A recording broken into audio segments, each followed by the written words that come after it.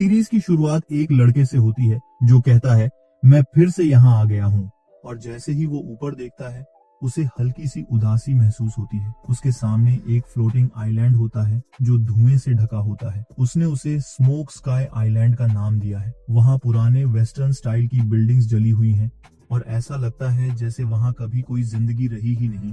वो कुछ नोटिस करता है और जैसे ही वो ज्यादा क्लियरली देखता है उसे एक ह्यूमन शैडो दिखती है। तभी एक आदमी की गहरी आवाज आती है, आजा, नीचे आजा, मैं तुझे एबिस के किनारे पर वेट करूंगा। उसी पल उस लड़के की आंखें चमकने लगती हैं। एक झटका महसूस होता और वो अचानक उठ बैठता है। पसीने से तरबतर वो सांसें ले रहा होता है और कहता है, मुझे यकीन नहीं हो रहा कि वो अजीब सा ड्रीम फिर से आया। अब हम जानते हैं कि उसका नाम सोरा है। किसी की आवाज आती है, उठ जा। सोरा जवाब देता है, मुझे ऐसा लग रहा है जैसे मैं उस आदमी को जानता हूँ और उस एबिस को भी।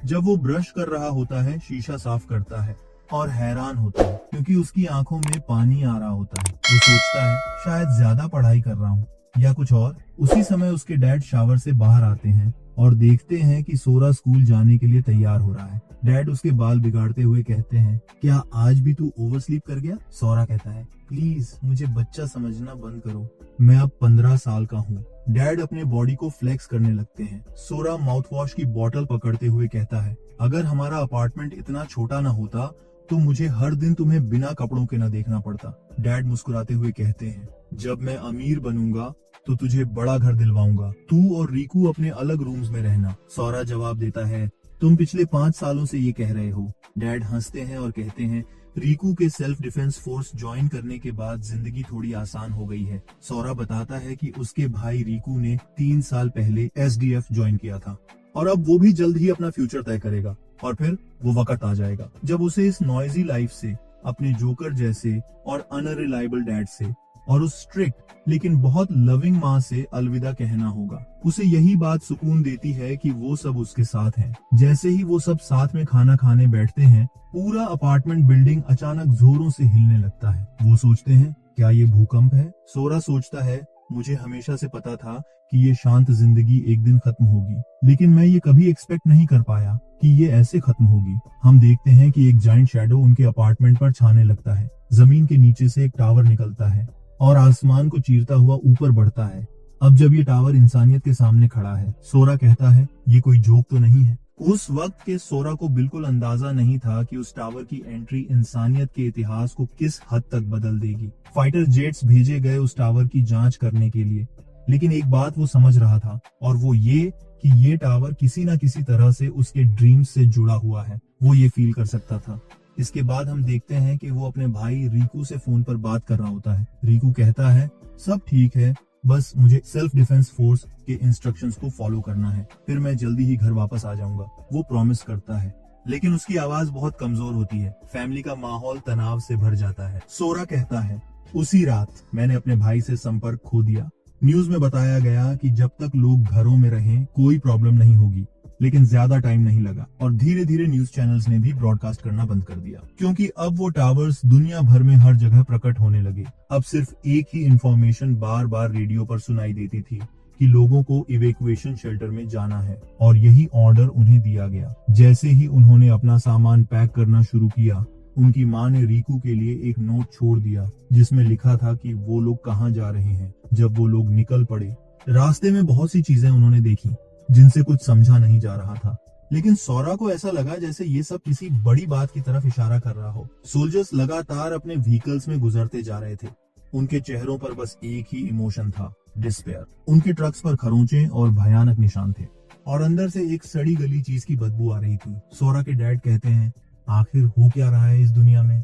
आखिरकार वे एक टेम्पररी इवैक्यूएशन शेल्टर पहुंचते हैं, जो एक जिम्नेजियम होता है। वहाँ बहुत सारे रिफ्यूजीज भरे हुए थे, लेकिन कोई ज्यादा कुछ बोल नहीं रहा था। ऐसा लग रहा था जैसे सब चुपचाप अपनी मौत का इंतजार कर रहे हों। डैड कहते हैं, चलते रहो, लेकिन इस साइलेंस में भी कुछ लोग थे जो परेशानियां खड़ी कर रहे थे, हर हाल में अपने होने का एहसास करवाना चाहते थे। हम देखते हैं कि एक आदमी एक बच्चे का हाथ पकड़ता है और कहता है, मेरा ब्रेड वापस दे। बच्चा कहता है, तुम पहले ही खा चुके हो, वो देखो तुम्हारी पॉकेट में है। आदमी गुस्से में बच्चे के पेट में सीधे घुटना मारता है। बाकी लोग ये सब इग्नोर कर रहे थे और वो आदमी हंसते हुए उस बच्चे का खाना ले लेता है। वो कहता है, मुझे तो अभी भूख लगी है और अगर मैं ब्रेड ले लूं तो इसमें क्या दिक्कत है। बच्चा दर्द में कहता है, ठीक है। आदमी फिर कहता है, जब तक ये सिचुएशन खत्म नहीं होती ये ब्रेड मेरी है।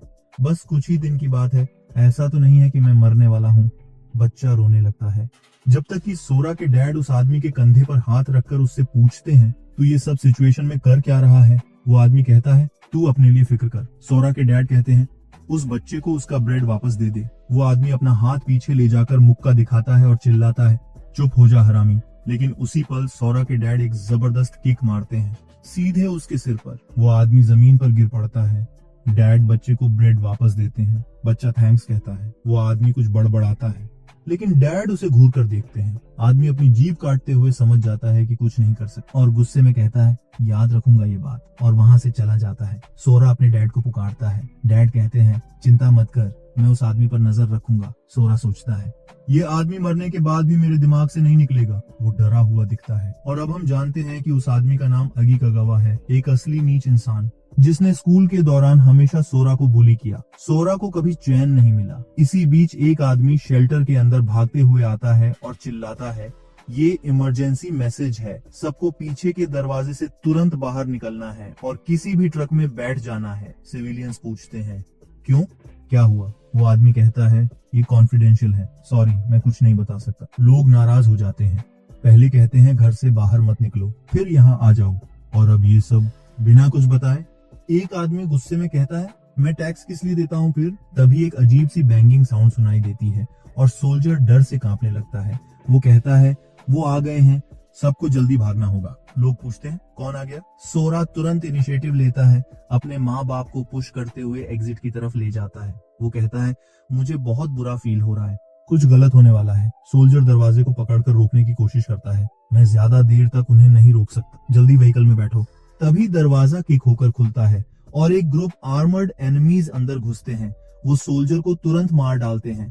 कमरे में उनकी लाफ्टर गूंजती है और सिविलियंस की चीखें उस लाफ्टर में दब जाती हैं। सोरा अभी भी सोच रहा है, ये सब क्या हो रहा है यार। अब हम देखते हैं कि मॉन्स्टर्स कमरे में अंदर तक आ गए हैं और सोरा थोड़ा पीछे रह गया है। उसके पेरेंट्स ट्रक पर चढ़ने ही वाले होते हैं, लेकिन पीछे मुड़कर उसे देखते हैं। सब लोग जल्दी जल्दी रन कर रहे होते हैं ट्रेलर की ओर। सोरा कहता है, ये ट्रक ज्यादा लोगों को कैरी नहीं कर सकता, आप लोग पहले चढ़ो। वो अपने माँ बाप को ऊपर चढ़ाने में हेल्प करता है। सोरा के डैड उसका हाथ पकड़ लेते हैं।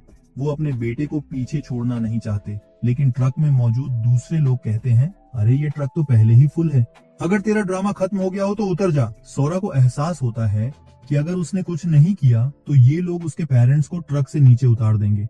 वो जल्दी से फैसला करता है और दौड़ने लगता है। वो कहता है, मैं किसी और ट्रक में चढ़ जाऊंगा, लेकिन अगला ट्रक फुल है और उसके बाद वाला भी। आखिरकार वो एक ट्रक ढूंढता है जो बिल्कुल लास्ट में होता है और तभी वो देखता है कि कोई और उसमें पहले से चढ़ रहा है। वो भी चढ़ने की कोशिश करता है, संघर्ष कर रहा होता है। तभी एक हाथ उसकी तरफ बढ़ता है। सोरा थैंक्स बोलता है, लेकिन वो आदमी हंसते हुए कहता है, तू सीरियसली इस सिचुएशन में थैंक यू बोल रहा है। सोरा डर के मारे देखता है और वो कोई और नहीं बल्कि अगी कागावा एजी है। अगी कहता है, अच्छा हुआ तू खुद ही यहाँ आ गया। सोरा सोचता है, इन सब में से यही क्यों होना था। तभी अगी उसे ट्रक से नीचे धक्का दे देता है, अपने डैड की जगह तू ही मर जा, गार्बेज कहीं का। सोरा नीचे जमीन की ओर गिरने लगता है। वो कहता है, ये खत्म हो गया। सिविलियंस उसे कुचलते हुए दौड़ते हैं।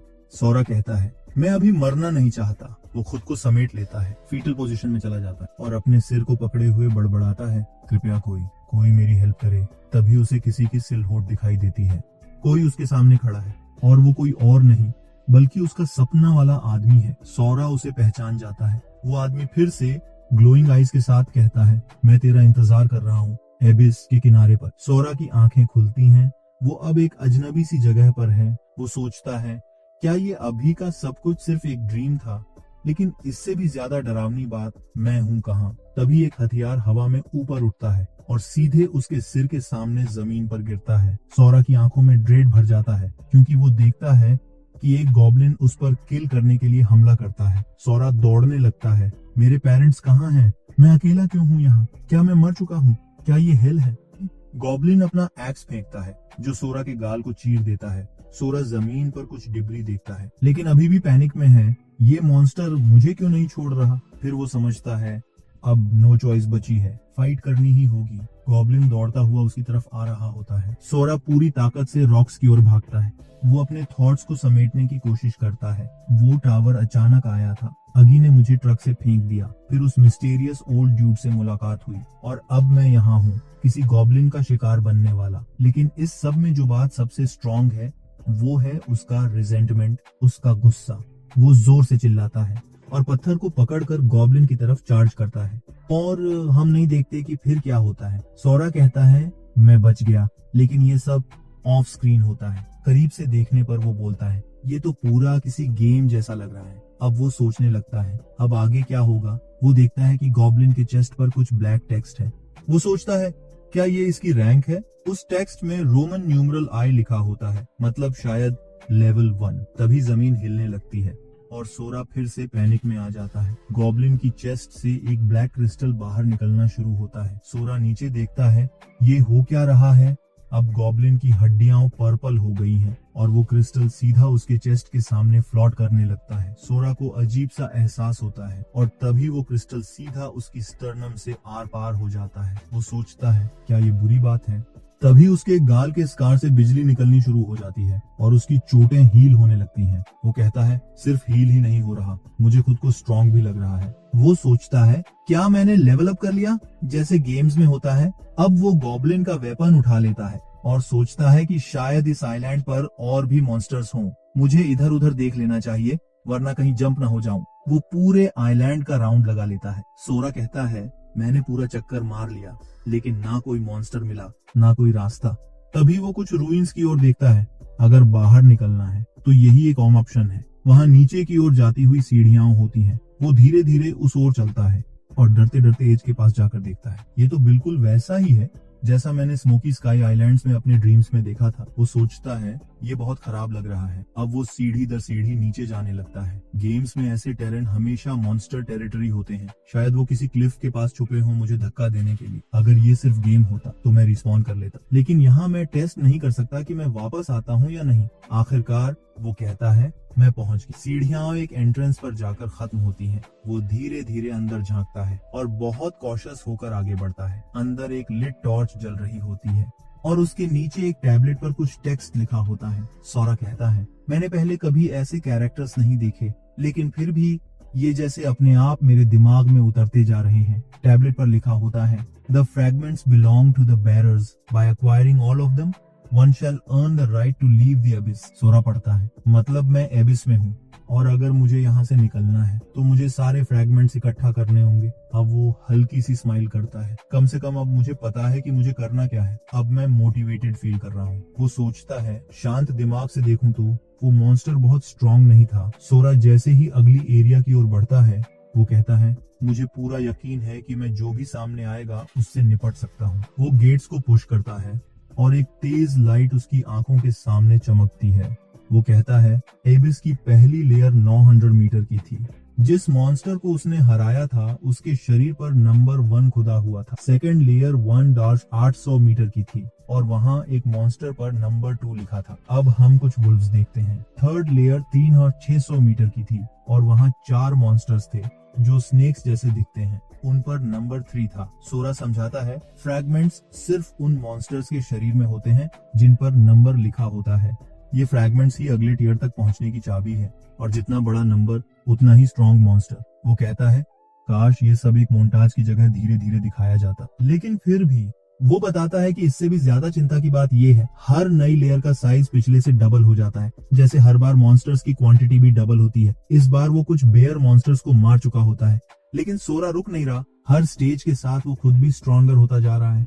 इस बार वो एक जायंट मॉन्स्टर के सिर के पीछे फिस्ट से हमला करता है और उसे वहीं गिरा देता। जैसे जैसे वो ऊपर जाता है हर नई लेयर में मॉन्स्टर्स की वैरायटी बढ़ती जाती है। 12वीं फ्लोर पर वो उन्हीं मॉन्स्टर्स से मिलता है जिन्होंने उस दिन शेल्टर पर हमला किया था, लेकिन अब वो उसके लिए कोई मैच नहीं है। वो उन्हें इजीली मिटा देता है। वो कहता है इतने मॉन्स्टर्स हैं कि मेरी सेंसेस अब सुन्न होने लगी है। 13वीं लेयर में 4000 मॉन्स्टर्स, 14वीं लेयर में 16000, 21वीं लेयर में मॉन्स्टर्स की संख्या 1 मिलियन से ऊपर थी। और फिर भी सोरा हर लेयर को सीधा स्पीड रन करता है। जब वो 30वीं फ्लोर पर पहुंचा तो वहां मॉन्स्टर्स की संख्या 500 मिलियन थी। फ्रैगमेंट की कीज ढूंढना ऐसा था जैसे हैशटैग में सुई ढूंढना। लेकिन फिर भी प्योर डेडिकेशन से हर एक मॉन्स्टर को फाड़ कर उसने एक एक की को हासिल की। कुछ की बेयरिंग मॉन्स्टर्स दूसरे मॉन्स्टर्स के ग्रुप्स द्वारा प्रोटेक्ट किए गए थे, कुछ छोटे छोटे केव्स में छुपे थे। लेकिन सबसे ज्यादा एनोइंग बात ये थी कि हर बार सारे मॉन्स्टर्स को खत्म करने में लगने वाला समय अब उसे अंदर से थकाने लगा था। अब हम सोरा को एक बहुत बड़े मॉन्स्टर से लड़ते हुए देखते हैं। फिर एक डेमन सेंटीपीड जैसा मॉन्स्टर भी आता है, लेकिन फिर भी वो हर एक लेयर को क्लियर करता रहा, कुछ भी पीछे छोड़े बिना, क्योंकि उसे आगे बढ़ते रहना था। अब वो 42वीं लेयर में है और वो कहता है इस फ्लोर पर मॉन्स्टर्स की संख्या 2 ट्रिलियन से भी ज्यादा है और मुझे उनमें से हर एक को कॉम करके आगे बढ़ना है। सोरा पागलों की तरह हंसने लगता है। वो कहता है ये है असली नर्क। अब हम एक बिल्कुल नई फ्लोर पर पहुंच चुके हैं जहां ऊपर ड्रैगन्स उड़ रहे हैं। वो सोचता है आखिर ये कौन सा साल चल रहा है, लेकिन फिर कहता है अब टाइम जैसी कोई चीज मायने नहीं रखती। यहाँ सिर्फ मौत है, नरसंहार है और मैं अकेला हूँ जो बचेगा। वो जिन मॉन्स्टर्स को मार चुका है उनके निशान वॉल पर बना रहा है। फिर उसे किसी के फुटस्टेप्स सुनाई देते हैं। वो पलटता है, कुछ मॉन्स्टर्स उसकी ओर बढ़ रहे हैं। वो कहता है ये चक्र कभी खत्म नहीं होता। मॉन्स्टर्स उस पर हमला करने आते हैं, लेकिन हर बार की तरह वो उन्हें बेरहमी से क्लियर करता है। एक के बाद एक, धीरे धीरे मगर लगातार वो एबिस के और भी गहरे हिस्सों में उतरता जा रहा है। अब हम उसे एक मॉन्स्टर का सिर उसकी स्पाइन से उठाते हुए देखते हैं। वो खुद से पूछता है आखिर अब तक कितने मॉन्स्टर्स को मैं मार चुका हूँ, लेकिन फिर खुद ही कहता है छोड़ो, मैं तो बस मार्किंग करता रहूंगा। अब तो वक्त आ गया है कि मुझे की मिल ही जाए। तभी उसका नया चॉक्स बोर्ड पूरी तरह से तबाह हो जाता है और डेब्रिस चारों तरफ उड़ती है जो उसे चौंका देती है। एक जाइंट सेंटीपीड फ्रॉम हेल उसके सामने प्रकट होती है। सोरा कहता है वाह क्या एंट्री थी।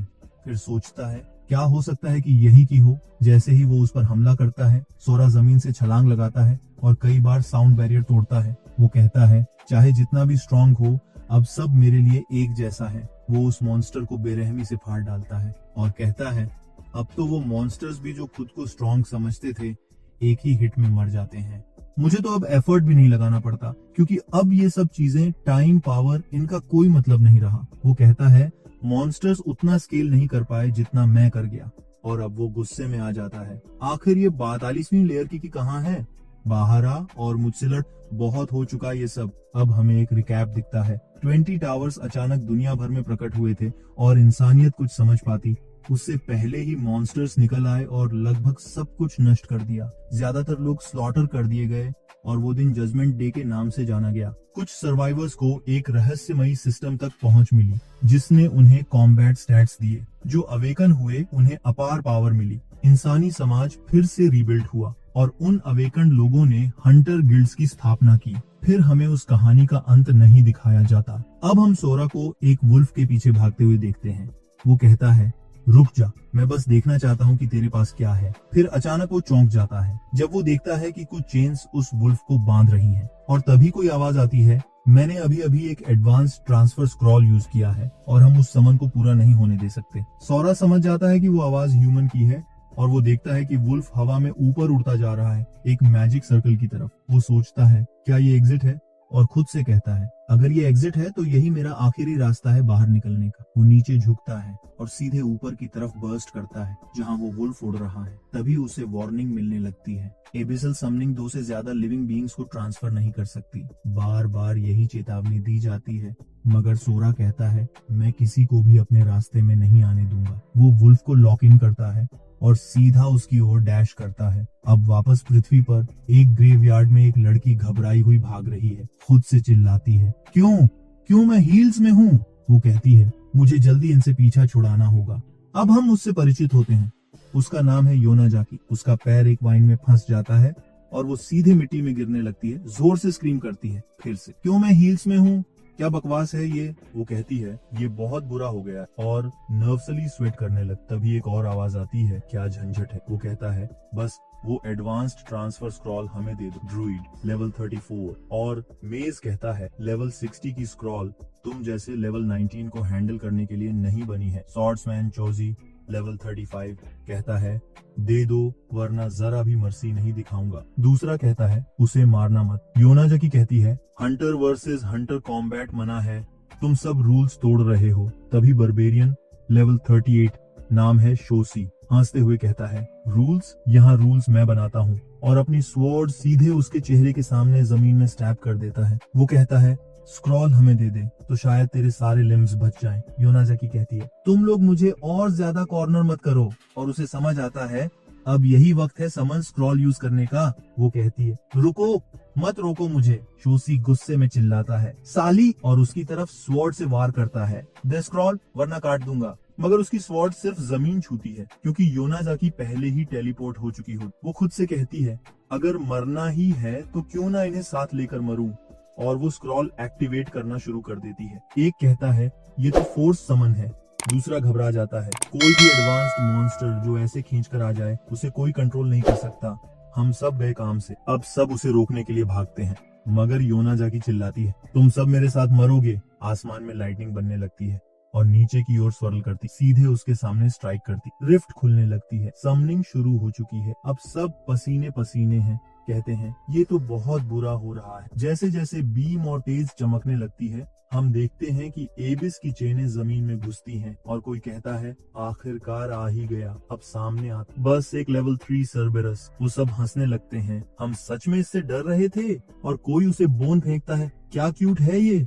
सोनाजाकी खुद सोचती है मेरे समन स्क्रॉल से सिर्फ यही निकला। तभी उस सर्बिरस के अंदर से एक हाथ फट के बाहर आता है। सोरा प्रकट होता है और उस सर्बिरस को आधे में फाड़ कर उसे हवा में उड़ा देता है। अब सब फ्रीक आउट कर जाते हैं, ये तो ह्यूमनॉइड मॉन्स्टर है। सोनाजाकी भी डरी हुई ऊपर देखती है। सोरा मुस्कुराते हुए कहता है आखिरकार मैं बाहर आ ही गया। वो जोर जोर से हंसने लगता है हाँ हाँ हाँ हाँ, यकीन नहीं हो रहा मैं वाकई उस जगह से भाग निकला। वो हंसता जाता है और बाकी सब उसे घूरते हैं। शोसी कहता है उसकी हंसी सुनकर ही मेरा पूरा शरीर फ्रीज हो गया। आयका पूछती है ये कौन है यार, इसका प्रेशर असली है। सोरा उसे नोटिस करता है और इतनी तेजी से उसके पास पहुंचता है कि उसके आफ्टर इमेजेस पीछे छूट जाते हैं। वो मुस्कुराते हुए नीचे उसकी आंखों में देखता है और उसके शोल्डर पकड़कर पूछता है ये क्या वाकई अर्थ है।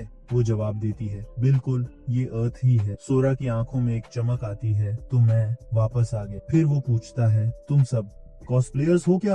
वो कंफ्यूज है कि ये सब कैसे कपड़े पहन रहे, लेकिन बिना कुछ कहे वो सब उस पर चार्ज कर जाते हैं। टाइगर्स रोअर गिल्ड को अंडर एस्टिमेट मत करना। शोसी और चोजी दोनों की ब्लेड्स सिर्फ सोरा की बैक से टकराकर चूर चूर हो जा। सोरा गुस्से में घूमता और शोसी घबरा कर कहता है ये तो मॉन्स्टर है। सोरा उसे घूरता है और मॉन्स्टर शब्द उसके दिमाग में गूंजता है। उसे और की छवि दिखने लगती है। वो शोसी का गला पकड़ ले अपना नंबर दिखा। शोसी कहता है क्या बकवास है, क्या नंबर। तभी सोरा को एहसास होता है ये कोई एबिस मॉन्स्टर नहीं है और वो उसे छोड़ देता। शोसी चिल्लाता है और सीधा वहीं पर पैंट गीली कर देता है। बाकी सब दौड़ते हैं और पता चलता है शोसी इनका लीडर है। सोरा कहता है सब निकल लो यहाँ से। वहाँ एक रोग भी था, बिल्कुल बेकार था, बस भाग गया।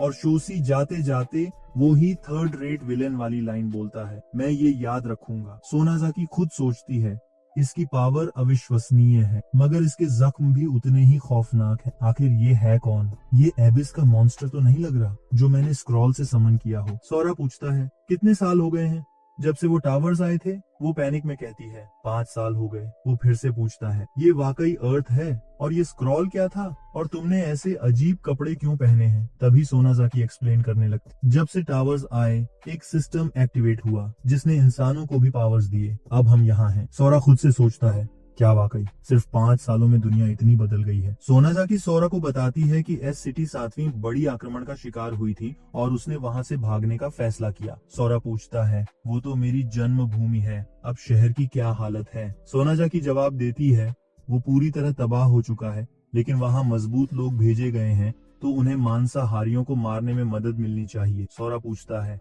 अब यहाँ से वहाँ कैसे पहुँच सकते हैं। सोनाजाकी इशारे से दिशा दिखाती है और सोरा तुरंत चल पड़ता है। सोनाजाकी को यकीन नहीं होता कि वो अकेले जा रहा। वो सोचती है वो तो बड़ा रहस्यमयी आदमी है, मुझे अपनी बहन को बताना पड़ेगा। वो गिल्ड के मास्टर में से एक होगी। इस बीच एक और सीन दिखता है जहाँ तीसरे दर्जे के खलनायक गैंग में कुछ गिरता है जो जमीन को चीर देता है। सभी को घबराहट हो जाती है और उन्हें समझ में नहीं आता कि ये कौन है। फिर एक कहता है हम उसकी मौजूदगी महसूस कर रहे हैं।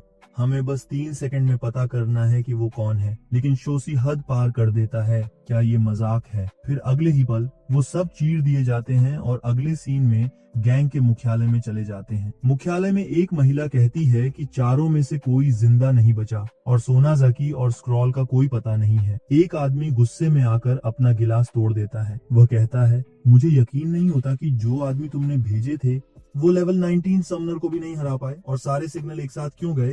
पार्ट की। फिर वह कहता है, ये तो विश्वास करने लायक नहीं है कि एक ही हमले में वो सब मर गए। मैं तो लेवल 118 हूँ। उसका नाम रिक मुकाई है। वह दूसरे से कहता है, जाओ पता करो कि ये किसने किया और सोनाज़ाकी को पकड़ो, उसे हमें सब कुछ बताना होगा। वे कहते हैं, जी सर। और मुकाई कहता है, जो भी मेरे आदमी के हाथ लगाएगा मैं उसे मार डालूंगा। फिर मुकाई सोरा को खिड़की के पास से उड़ते हुए देखता है और कहता है, इसका खून तो बहुत तेज है। ये कौन था?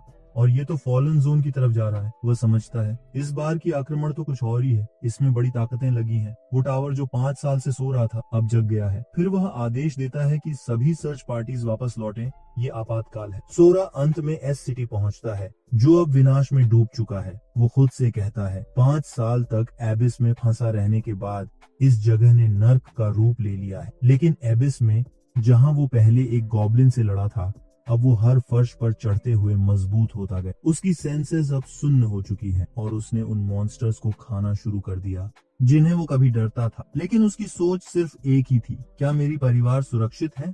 और जो मॉन्स्टर्स एक समय उसे डराते थे वो अब सिर्फ छोटे छोटे मजाक हैं। वह उम्मीद करता है कि उसकी परिवार कम से कम सुरक्षित हो। सोरा सोचता है, एस सिटी कभी जिंदगी से भरी हुई थी और अब ये सिर्फ वीरान हो चुकी है। हर इमारत हिल गई जैसी किसी बड़ी भूकंप के बाद की हालत हो। लेकिन फिर भी ये सब खड़ी हैं। अजीब है, लेकिन अब तक मॉन्स्टर्स का कोई सुराग नहीं मिला। वह कहता है, जब से लोग यहाँ से निकाले गए थे किसी को भी यहाँ रहने की इजाजत नहीं है। सोरा अपने घर के दरवाजे का हैंडल पकड़ता है और उसे झटके से निकालता है।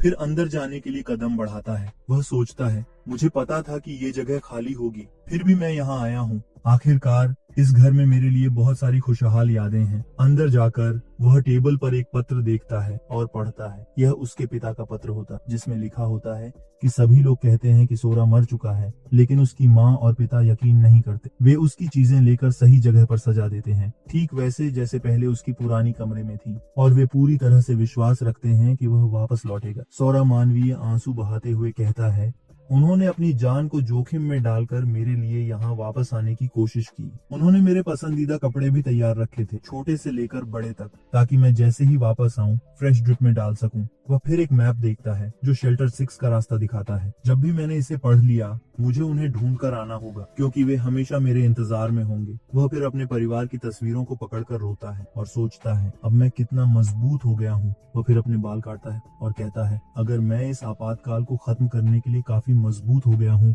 तो शायद मैं उन दिनों को वापस पा सकूं जो मैंने खो दिए थे। और फिर वह अपनी पीठ को काटता है, लेकिन सवाल उठता है कि उसने ऐसा किया कैसे। ये तो बिल्कुल सन जिन वू जैसा हेयर कट बन गया है। फिर सोरा कहता है, अब मुझे शेल्टर 6 का रास्ता ही फॉलो करना है, लेकिन रास्ता बिल्कुल बर्बाद हो चुका है। फिर भी अपनी जगह से जाने में वह जल्दी पहुंचेगा। जैसे ही वह हवा में उड़ान भरता है, एक उड़ता हुआ मॉन्स्टर उसे देखता है और हमला करने की कोशिश करता है, लेकिन सोरा उसे चीर डालता है। फिर वह आसमान में मॉन्स्टर्स को मारते हुए आगे बढ़ता है। कुछ पास खड़े लोग अचानक कुछ आवाज सुनते हैं और दूसरे आदमी कहते हैं शायद वो बस शराब पी रहा होगा और गार्ड ड्यूटी में बोर हो रहा है। फिर उन्हें महसूस होता है कि कुछ गुजर गया है और वे पूछते हैं वो क्या था। एक आदमी कहता है मुझे कुछ नजर नहीं आया, लेकिन कोई दूसरा कहता है मुझे कैमरे में दिखा है। वे देखते हैं कि उसने सोरा की एक फोटो खींची थी जिसमें सोरा हवा में उड़ता हुआ दिख रहा था। तभी एक महिला की चिल्लाहट सुनाई देती है जो कहती है किसी को भी पास मत आने दो, मैं सिर्फ खाना लेने आई हूँ। वह घेर ली जाती है और लोग कहते हैं काफी वक्त हो गया है किसी महिला को देखे हुए। एक आदमी लार टपकाते हुए कहता है हम अच्छे आदमी हैं, हम उसका ख्याल अच्छे से रखेंगे। महिला कहती है नहीं, और वे उसके पास आते हुए अपने पैरों को फैलाकर कहते हैं डर मत, हम धीरे होंगे और ऐसा खूबसूरत शरीर नष्ट करना बेकार होगा। फिर वह महिला के छाती को पकड़ने लगते हैं। सोरा कहता है कुछ चीजें कभी नहीं बदलती और उन्हें कचरा कहता है। वे पूछते हैं कौन है और कहते हैं तुम आसान नहीं बचोगे अगर तुम हमारी बातों में दखल दिया। वह अपने लोगों से कहते हैं कि उन्हें पकड़ लो और वे सोरा की तरफ दौड़ने लगते हैं। सोरा तुरंत अपनी हवाई दबाव को छोड़ता है। वह एक आदमी को अपनी जोरदार थप्पड़ से झटका देता है और वो शायद अब मरा हुआ है। जैसे ही दूसरा आदमी अपनी तलवार के साथ आता है, सोरा उससे सिर्फ उतनी ही हलचल करता है जितनी जरूरी थी और फिर उसका हाथ पकड़ लेता है। इसके बाद वह उस आदमी को गुस्से से सीधे चेहरे में मारता है। मोलस्टर पूछता है, तुम कौन हो? और कहता है, हम टाइगर वॉर गिल्ड का हिस्सा हैं। सोरा फिर अपना नाम बताता है और कहता है, मेरे लिए तुम्हें पहचानना कठिन नहीं था। वह कहता है, क्या तुम उसे पहचान नहीं पाए? वही आदमी जो तुमने मारा था? और फिर वह डरते हुए, कांपते हुए कहता है, यह नामुमकिन है। जैसे ही सोरा दबाव छोड़ता है, वह फिर से हंसी के साथ कहता है, हाँ, मैंने नरक से निकलकर अपना रास्ता खुद बनाया और ये सब तुम्हारी वजह से हुआ। अब मेरी बारी है कि तुम्हें भी वहीं भेज दूं। फिर सोरा उसकी गर्दन में उंगलियां गड़ाकर उसे और घसीटता है। वह कहता है, आज तुम्हारी इज्जत का हर एक टुकड़ा खत्म कर दूंगा। अब सोरा के सिर में कई आवाजें आती हैं जो कहती हैं कि उन्हें उसे मार डालना चाहिए क्योंकि वह सबसे मजबूत है और उसे अपनी इच्छा के मुताबिक सब कुछ करना चाहिए। सोरा फिर जवाब देता है, अरे, वह जो कुछ भी करता रहा है वो सिर्फ मुझे शर्मिंदा करने के लिए था और मुझे हर समय असहाय महसूस करवाता रहा। आज मुझे यही सब लौटाना है। वह याद करता है जब उसने पूछा था, तुमने क्यों मुझे सताया? और उसने कहा था, क्योंकि तुम्हें कुचलना बहुत अच्छा लगता है। फिर सोरा अपनी गुस्से को कंट्रोल करता है और उसे छोड़ देता है। आग फिर से खांसता है और अपनी गर्दन पकड़ता है और सोरा कहता है, मैं तुम्हारे जैसा नहीं बन सकता, लेकिन अगर मैं तुम्हें छोड़ देता तो फिर ये सब महिला और भी लोग मर सकते थे। वह कहता है, तुमने मुझे मारने की कोशिश की थी लेकिन नाकाम रहे। मैं तुम्हें मारने नहीं जा रहा लेकिन तुम्हें बस छोड़ भी नहीं सकता। आग पूछता है, तुम क्या करने जा रहे हो? सोरा फिर कहता है, वो 2 साल जब तुमने मेरी स्कूल जिंदगी को जीते जी नर्क बना दिया, उसके लिए एक मुक्का दूंगा। वह फिर कहता है, तुमने हमेशा कमजोरों को परेशान किया, तो वो एक और मुक्का होगा। और फिर वह कहता है, तुमने मुझे ट्रक से धक्का देने की कोशिश की थी, तो वो 2 होंगे। सोरा कहता है, अगर मैं तुम्हें 4 घूंसे मार दूं तो हम बराबरी पर होंगे। आग माफी मांगते हुए कहता है, ये सब मेरी गलती है और अगर तुम मुझे इस तरह घूंसा मारोगे तो मैं शायद पहले ही घूंसे में मर जाऊं। सोरा उसे उठाते हुए कहता है, चिंता मत करो, और फिर अपना घूंसा पीछे करता है और उसे सीधे चेहरे में मारता है।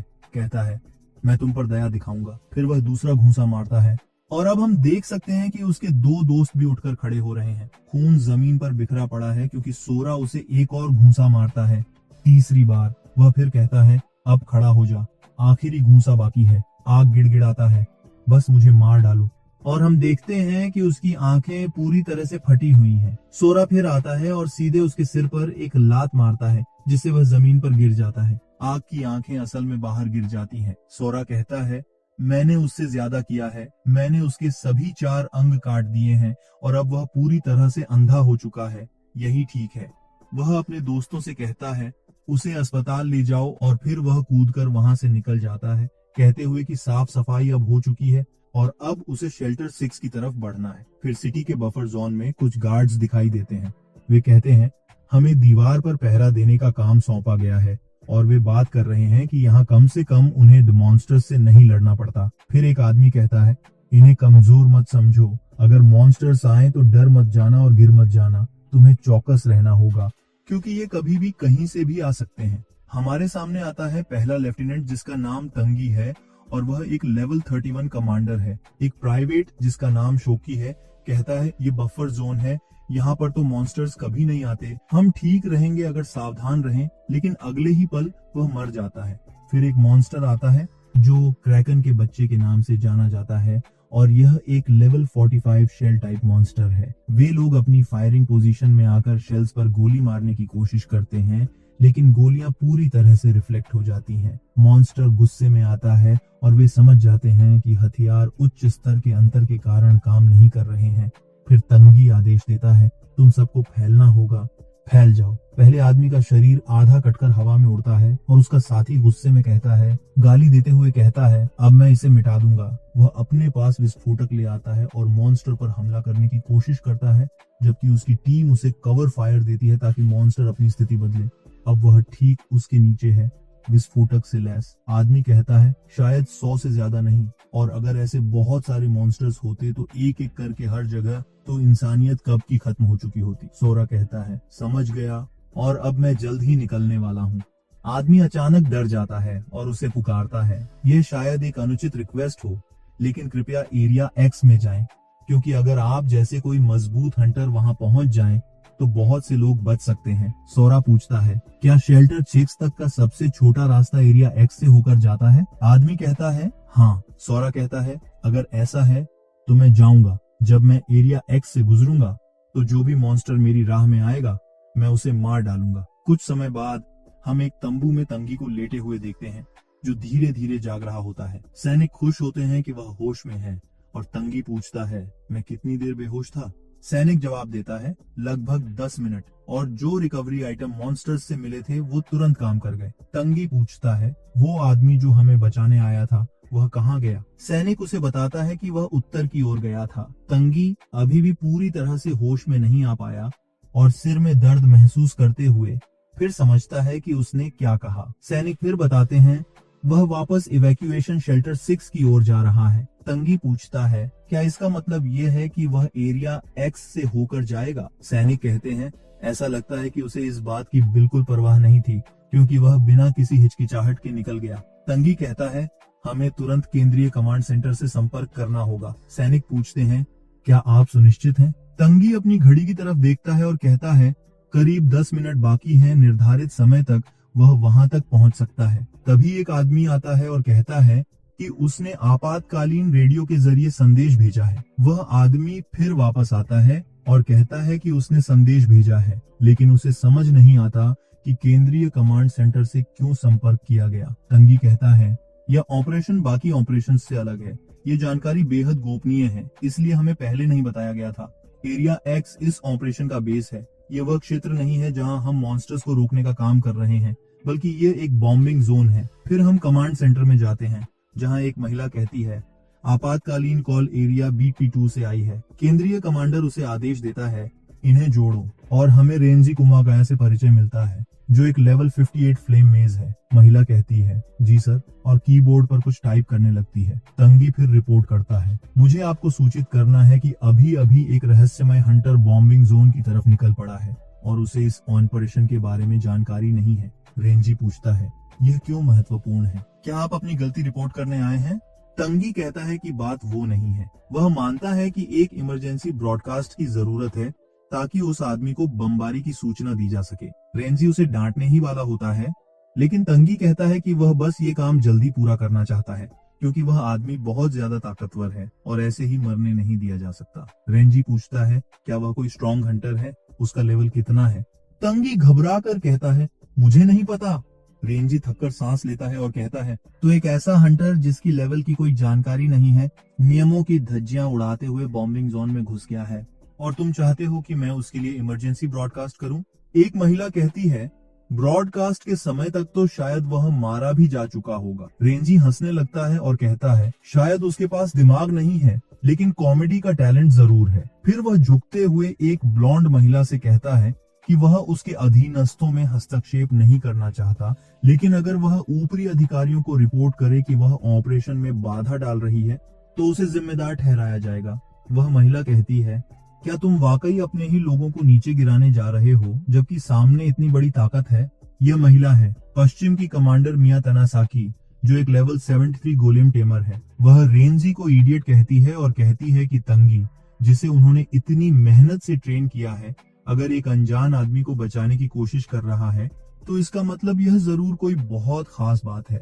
और वह सोचने लगती है कि आखिर वह आदमी कितना ताकतवर है। मिया तंगी से पूछती है कि उसे भरोसा है कि तंगी उसके ऑपरेशन में हस्तक्षेप करने का कोई इरादा नहीं रखता, लेकिन अगर वह कोई ठोस वजह नहीं दे पाया तो उसे मिलिट्री ट्राइब्यूनल में खड़ा किया जाएगा। तंगी डर जाता है और मिया आगे कहती है कि शायद ये सजा रेंजी को भी ठीक लगेगी। रेंजी क्लिक करता है और कहता है, तो ठीक है, हमें एक वैलिड रीजन दो। तंगी कहता है, उस आदमी ने एक लेवल 45 बेबी क्रैकन को एक ही वार में मार डाला था। मिया चौंकती है और कहती है कि वह तो A रैंक हंटर से भी ज्यादा ताकतवर है, और पूछती है, क्या वह मिलिट्री का कोई S रैंक हंटर हो सकता है? रेंजी कहता है, नहीं, ऐसा नामुमकिन है। सारे S रैंक ऑपरेटिव्स इस समय मिशन पर हैं और BT2 से कोई सिग्नल नहीं मिला है। मिया पूछती है, अगर ऐसा है तो तुमने उसका लेवल क्यों नहीं देखा?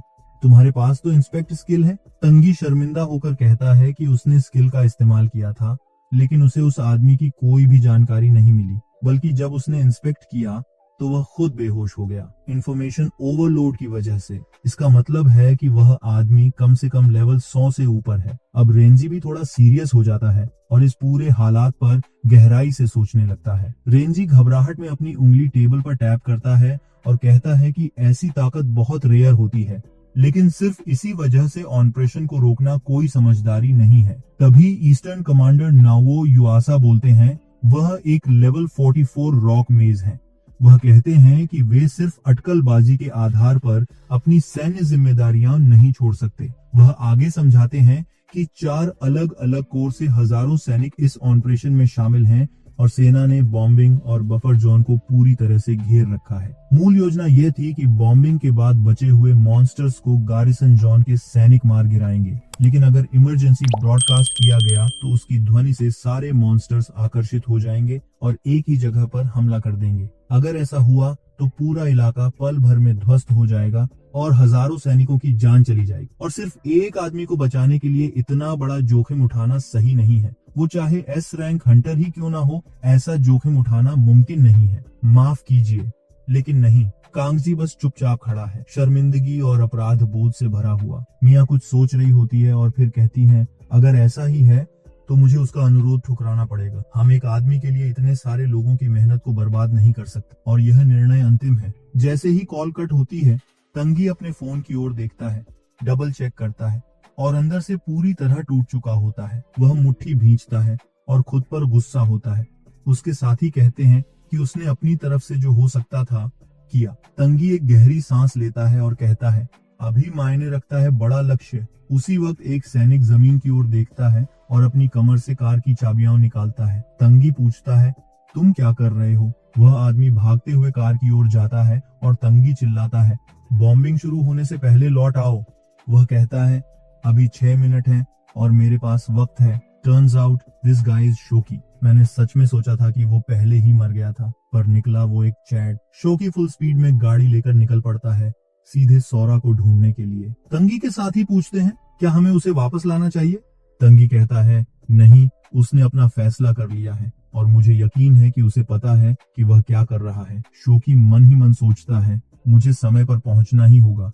लेकिन उसे पता नहीं था कि जिसे वह बचाने जा रहा है वही इंसान मानवता की आखिरी उम्मीद बन जाएगा। हम तो जानते हैं क्योंकि वो हमारा मेन कैरेक्टर है। शोकी कहता है कि उसने सोरा का ट्रेल खो दिया है और सोचता है कि वह कहाँ गया और अब वह सबसे तेज रास्ते पर है। अगर फिर भी वह सोरा को नहीं पकड़ पा रहा तो इसका मतलब है वह आदमी उसकी गाड़ी से भी तेज चल रहा है। शोकी अब लगभग एरिया एक्स तक पहुंच गया है। वो सोचता है कि अगर वो लाउडस्पीकर चालू करता है तो सोरा उसे सुन पाएगा, लेकिन साथ ही मॉन्स्टर्स भी उसकी लोकेशन पकड़ लेंगे। अब उसके पास सिर्फ 2 मिनट से थोड़ा ज्यादा वक्त बचा। वो स्पीकर की तरफ हाथ बढ़ाता है, एक गहरी सांस लेता है और थोड़ी देर के लिए हिचकिचाता है, लेकिन फिर खुद से कहता है, मैं सेना के लिए एक शर्म की बात हूँ।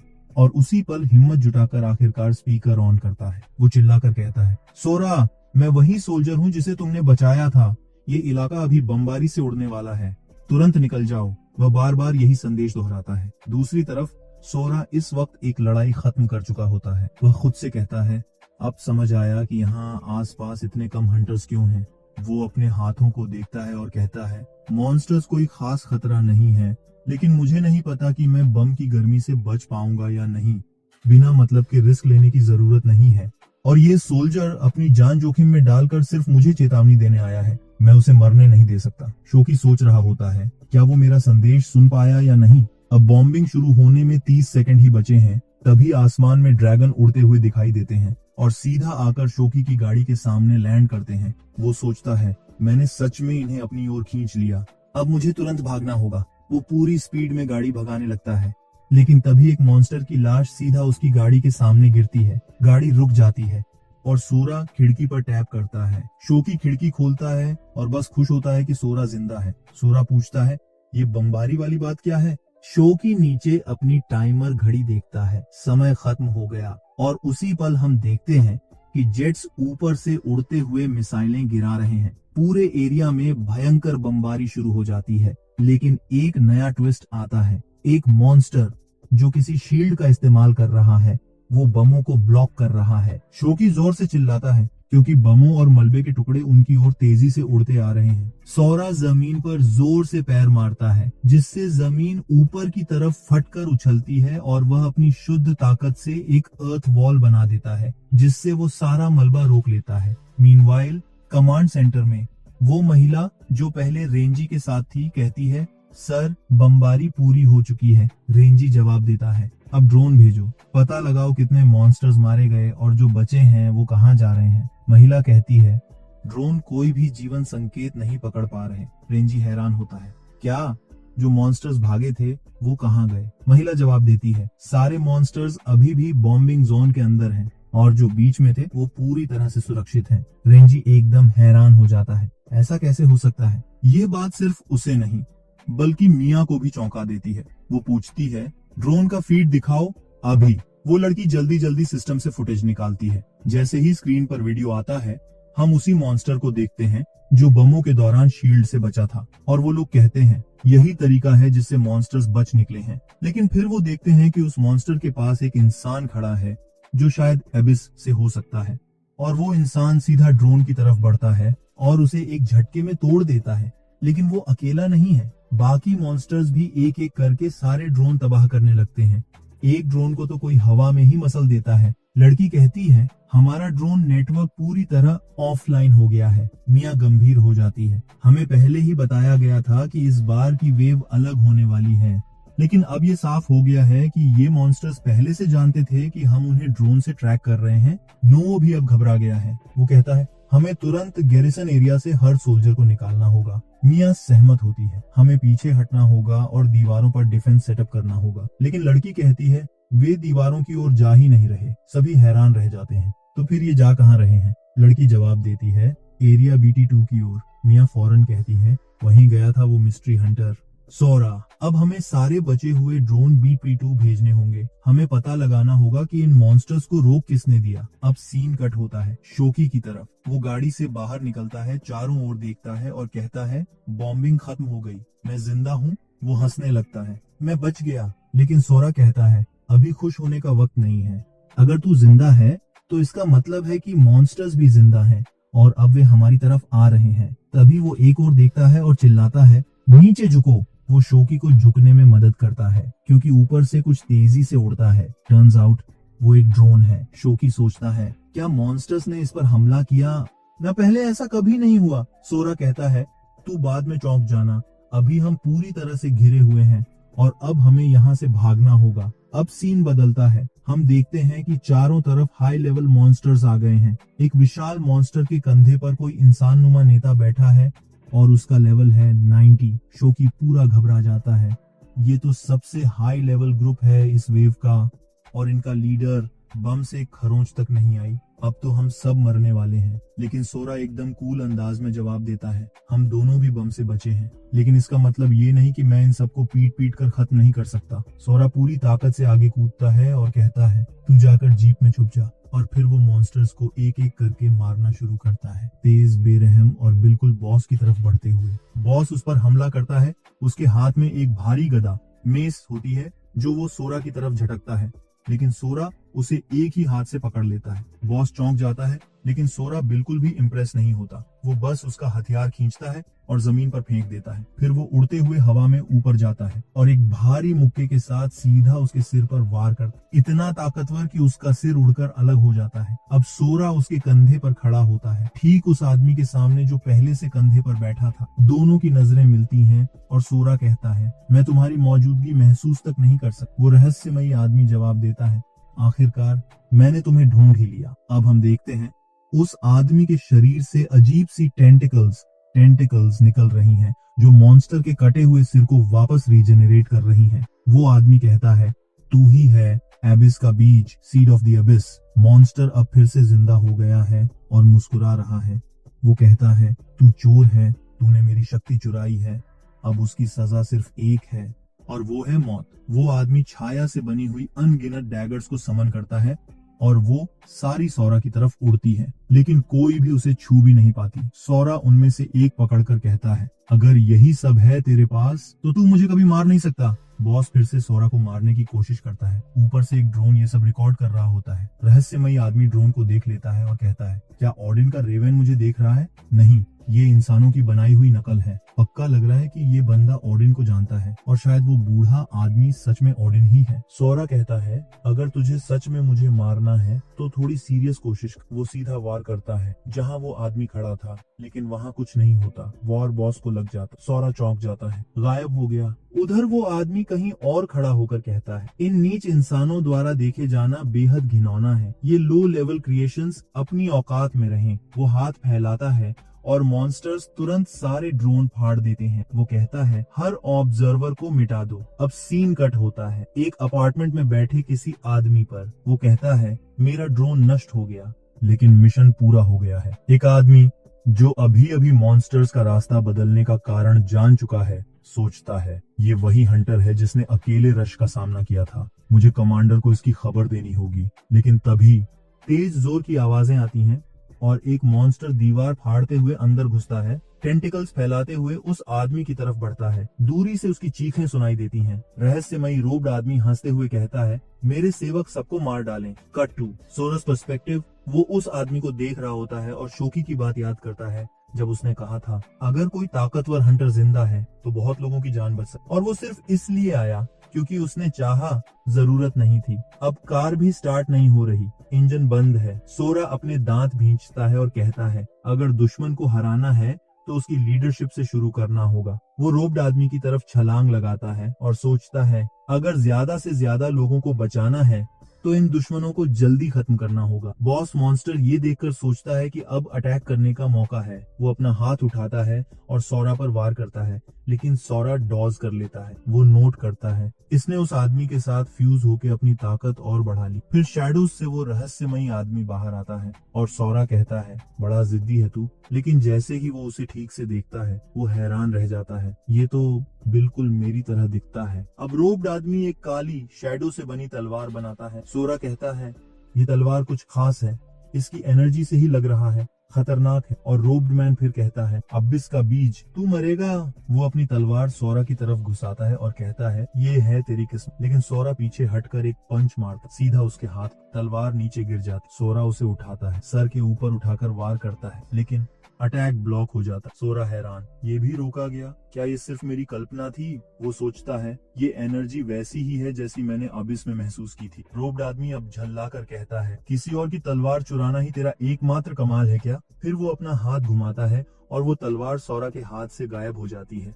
वो कहता है, ये है अबिस की ताकत, और लगता है इसके अब भी बहुत सारे इस्तेमाल बाकी हैं। ये लड़ाई लंबी चलेगी। सोरा अब सोचता है कि पहले उसे शोकी को सुरक्षित करना होगा। वो पूछता है, तुझे ऊंचाई से डर तो नहीं लगता? शोकी जवाब देता है, नहीं। ओह, लड़का तैयार है उड़ने के लिए। सोरा, तैयार हो जा, अब उड़ने का टाइम आ गया। Meanwhile the robed man, Abish की ताकत को हल्के में लेने की भूल मत कर। ताकतवर लोग कमजोरों की हिफाजत के लिए नहीं होते, बल्कि सिर्फ ताकतवर बनने के लिए होते हैं। जैसे ही वो ऊपर हवा में एक विशाल काली स्फीयर बनाना शुरू करता है, वो चिल्लाता है, अब उस कमजोर इंसान के साथ तू भी मर जा। सोरा आकाश की तरफ देखता है और कहता है, ये अटैक तेज है, भागूं भी तो पीछा नहीं छोड़ेगा, तो फिर क्यों न सीधे भिड़ूं। वो जमीन से छलांग लगाकर हवा में उड़ता है और घूंसा मारता है उस स्फीयर पर, लेकिन कुछ नहीं होता। इम्पैक्ट नहीं हुआ। असली शरीर शायद अंदर छिपा है। वो एक छोटी सी चमकती हुई ऑर्ब देखता है और कहता है, यही असली है। लेकिन तभी शोकी की चीख सुनाई देती है, कार हवा में अस्थिर हो रही है। सोरा चिल्लाता है, कार से बाहर निकल जा। शोकी कांपते हुए बोलता है, रुक जा, ये पावर पास मत आना। रोब्ड आदमी मुस्कुराकर कहता है, डर मत प्यारे मेमने। और उस पावर से कार एकदम आर पार छेद दी जाती है। सोरा जमीन पर उतरकर दौड़ता है चेक करने कि शोकी ठीक है या नहीं। रोब्ड आदमी कहता है,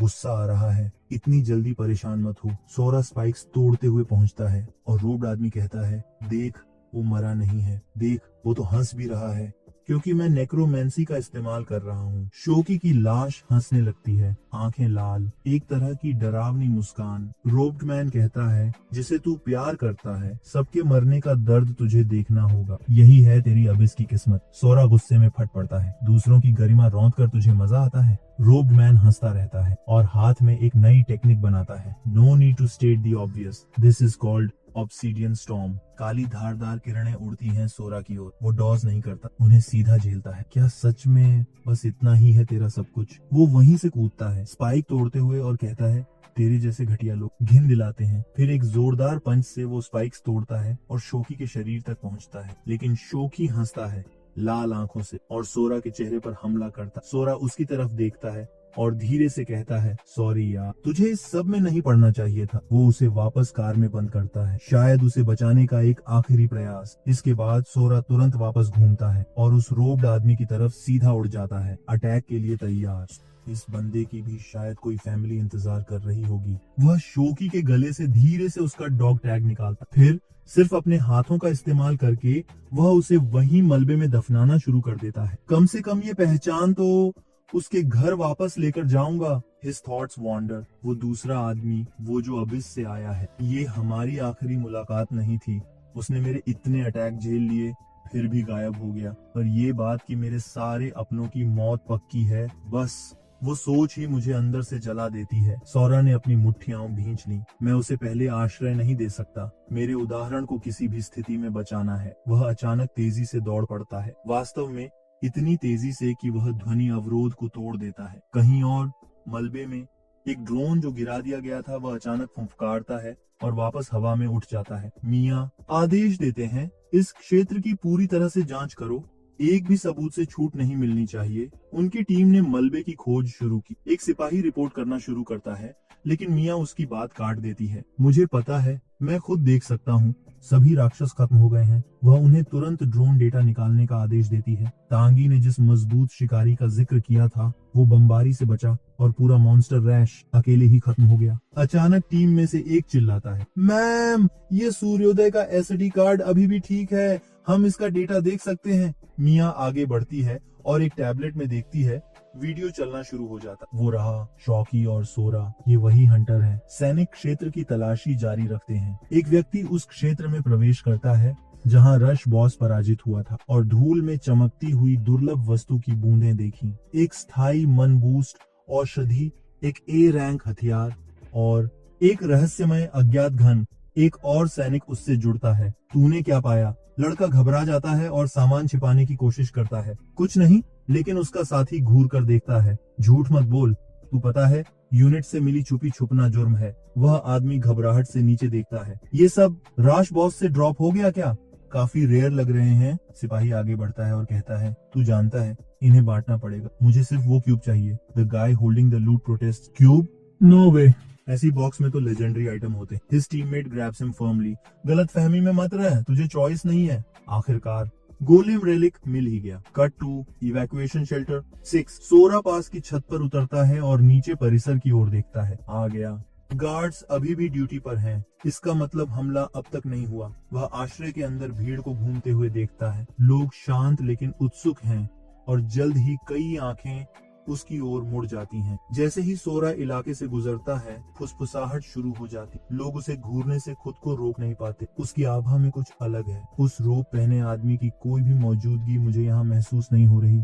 असल में कोई भी स्ट्रॉन्ग प्रेजेंस नहीं है। इसका मतलब अगर ऐसे ही रहा तो ये जगह भी ज्यादा देर सुरक्षित नहीं रह पाएगी। फिर वह एक अजीब आदमी के सामने रुकता है जो साधु जैसे कपड़े पहने हुए है और उसकी आंखों पर पट्टी बंधी हुई है। सोरा वंडर्स, ये बंदा अंधा है क्या? The blindfolded man smiles and replies calmly, तेरा खून काफी डेंस है, तू बाहर से आया है ना? सोरा नॉड्स। द मैन चकल्स, तो फिर राहत की बात है, चिंता मत कर, मेरी कोई बुरी नीयत नहीं है। मैं तो बस बाहर की दुनिया के बारे में कुछ जानकारी खरीदना चाहता हूँ। अगर तेरे पास वैसी जानकारी हो तो बड़ी मेहरबानी होगी। सोरा लुक्स अराउंड एंड थिंक्स, शायद यही लोग करेंसी मानते हैं इंफॉर्मेशन को। अगर मुझे कुछ पता है तो बता देता हूँ। Sora says yes, but before that he wants to ask something. एक बात बता, एक भिक्षु हिज एक्सेलेंसी जैसे शब्द क्यों इस्तेमाल कर रहा है? तू असली साधु तो नहीं लग रहा। The man laughs again. तूने तो मुझे ताड़ ही लिया। ये तो बस मेरा शौक है, कपड़े का स्टाइल। सोरा नैरोज हिज आईज। तो क्या तू अंधा भी नहीं है? आदमी चंचलता से सिर हिलाता। हाल ही में आंखों में एक बीमारी हुई है। अब तू कह ही रहा है तो दिखाता हूँ। वह आंखों पर से पट्टी हटाने लगता है, लेकिन सोरा को बिना देखे ही खतरे का आभास हो जाता है। बिना देखे भी समझ सकता हूँ, इन आंखों में कुछ खतरनाक छुपा है। ये बंदा भेड़ की खाल में भेड़िया है और ये आदमी कुछ छुपा रहा है। मंक मुस्कुराता है और थोड़ा झुकता है। अब मेरी बारी है सवाल पूछने की। बाहर की दुनिया में क्या चल रहा है? सोरा एक क्षण रुकता है, फिर सहजता से उत्तर देता है, बाहर की दीवारों पर तो सोल्जर्स जमा हो रहे हैं। शायद कोई बड़ी जंग आने वाली है। आम लोग तो शायद समझ नहीं पाए, पर मैंने धमाके सुने साउथ वेस्ट की तरफ से। उस वक्त मैं एक डिलीवरी पर बाहर था और इतना डर गया कि लेटर गिरा दिया। फिर शर्ट को नक्शा बना के वापस आ। वह आदमी फिर से हंसता है। सोरा की कहानी पर स्पष्ट रूप से प्रसन्न होता है। क्या वाकई ऐसा हुआ? तू भी अपनी ताकत छुपा रहा है ना? खैर, तेरा बहुत बहुत शुक्रिया, तूने मेरी बहुत मदद की। सोरा श्रग्स इट ऑफ। मत कहो यार, कोई बड़ी बात नहीं थी। वह मंक को जाते हुए देखता है और मन ही मन सोचता है, ये बंदा इतनी वेग डायरेक्शन में अकेले चला गया। पता नहीं इस शेल्टर में कितने लोग ऐसे हैं जो मेरी लेवल के फाइटर हैं। मैं तो नहीं चाहता कि यहाँ कोई हंगामा हो, और वैसे भी अगर मुझ जैसा सस्पिशियस आदमी यहाँ फ्री में घूम रहा है तो शायद इंसानियत की गार्ड अब नीचे है। सबका दुश्मन एक ही जो है, डिपार्टमेंट स्टोर। सोरा अंदर आती है। क्लर्क कहता है, कृपया बाद में फिर से आई। सोरा नए कपड़े पहने हुए सोचता है, ये ड्रिप जो मिला था उस मंक से, अब वक्त है असली मिशन का। मुझे अपने माँ बाप को ढूंढना है। दृश्य बदलता है। सोरा पुराने स्कूल में खोज शुरू करता है। वह एक लड़की के पास जाता है और हल्के से उसके कंधे पर थपथपाता है। माफ कीजिए, क्या आप इन दोनों को पहचानते हैं? वह उसे एक पुरानी तस्वीर दिखाता है। वह उसे देखती है और घबरा जाती है। मुझे नहीं पता ये कौन है। वह घबरा जाती है और जल्दी से वहाँ से चली जाती है। सोरा उसे जाते हुए देखता है, जैसे कोई भूत देख लिया हो। क्या हर कोई इतना एजी है यहाँ? उसने सड़क पर किसी को चिल्लाते हुए सुना। एक आदमी पैदल चलने वालों पर भौंक रहा था। चलो इससे पूछता हूँ। लेकिन इससे पहले कि वह उसके पास पहुँचे, वह आदमी उस पर चिल्लाता है, तू यहाँ का नहीं लगता, और तू क्या कर रहा है? रात के इस वक्त फोटो दिखा दिखा के लड़कियों से बात कर रहा है। तू कौन से जमाने में जी रहा है भाई? सोरा गुस्से से देखता है और शांति से फोटो दिखाती है। इन लोगों को पहचानता है क्या? वह आदमी घूरता है, फिर खिल्ली उड़ाता है। अब तू मुझे भी पटाने लगा क्या? पर रुका, ये फोटो, ये लोग मैं जानता हूँ, तू बता इनका क्या लगता है तू? सोरा बिना किसी हिचकिचाहट के कहता है, मेरे माँ बाप हैं। आदमी उसकी तरफ देखता है, फिर दोबारा फोटो की तरफ देखता है। वह फोटो में छोटे बच्चे को देखता है। रुक, ये तू है? तू मजाक तो नहीं कर रहा मुझसे? अचानक एक तेज आवाज ने पल को तोड़ दिया। दूर से एक ट्रक तेजी से आता है। उसका ड्राइवर डरा हुआ दिख रहा है। यह सीधे सोरा से टकराता है, बट सोरा हिलता नहीं, 1 इंच भी नहीं। ट्रक टूट जाता है। हर कोई स्तब्ध होकर चुपचाप देखता रहता है। सोरा धूल झाड़ता है और शांति से उस आदमी को देखता है। तू फिर से दोहरा, क्या कहा था अभी? वह आदमी अब पूरी तरह से हिल गया। तू सच में अपने माँ बाप से मिलना चाहता है ना? सीधा इस रोड पे आगे चला जा, तेरा घर वहीं मिलेगा। सोरा नॉड्स, शुक्रिया। वह शांति से सड़क पर चलता, थक घबरा कर हाथ हिलाता है। अपना ख्याल रखना भाई। जैसे ही सोरा नजरों से ओझल हो जाता है, वह घबरा जाता। ये तो गड़बड़ हो गई, सबको इकट्ठा करना होगा। सोरा क्वाइट डिटर्मिनेशन के साथ चलता। एक थक को भी पता है कि मेरे पेरेंट्स कहाँ रहते हैं। अब सोचो, पापा हर किसी से अच्छे से पेश आते थे, माँ भी वैसी ही थी। ऐसे अच्छे लोग इस दुनिया में अक्सर एक्सप्लॉइट हो जाते हैं, लेकिन अब मैं यहाँ हूँ। सोरा सड़क के एंड तक पहुँचता है और कहता है, शायद यही जगह है, लेकिन ये तो बहुत ग्रैंड है। वो सोचता है, क्या वाकई ये लोग यहाँ रहते हैं? फिर कहता है, इतने लोग जब गायब हो गए हैं तो यहाँ ढेर सारे खाली घर होंगे। वो दरवाजा खटखटाता है। अंदर से उसके डैड की आवाज आती है, काम खत्म हो गया क्या आज का? और फिर दरवाजा खुलता है। डैड उसे वेलकम करते हुए कहते हैं, वेलकम होम।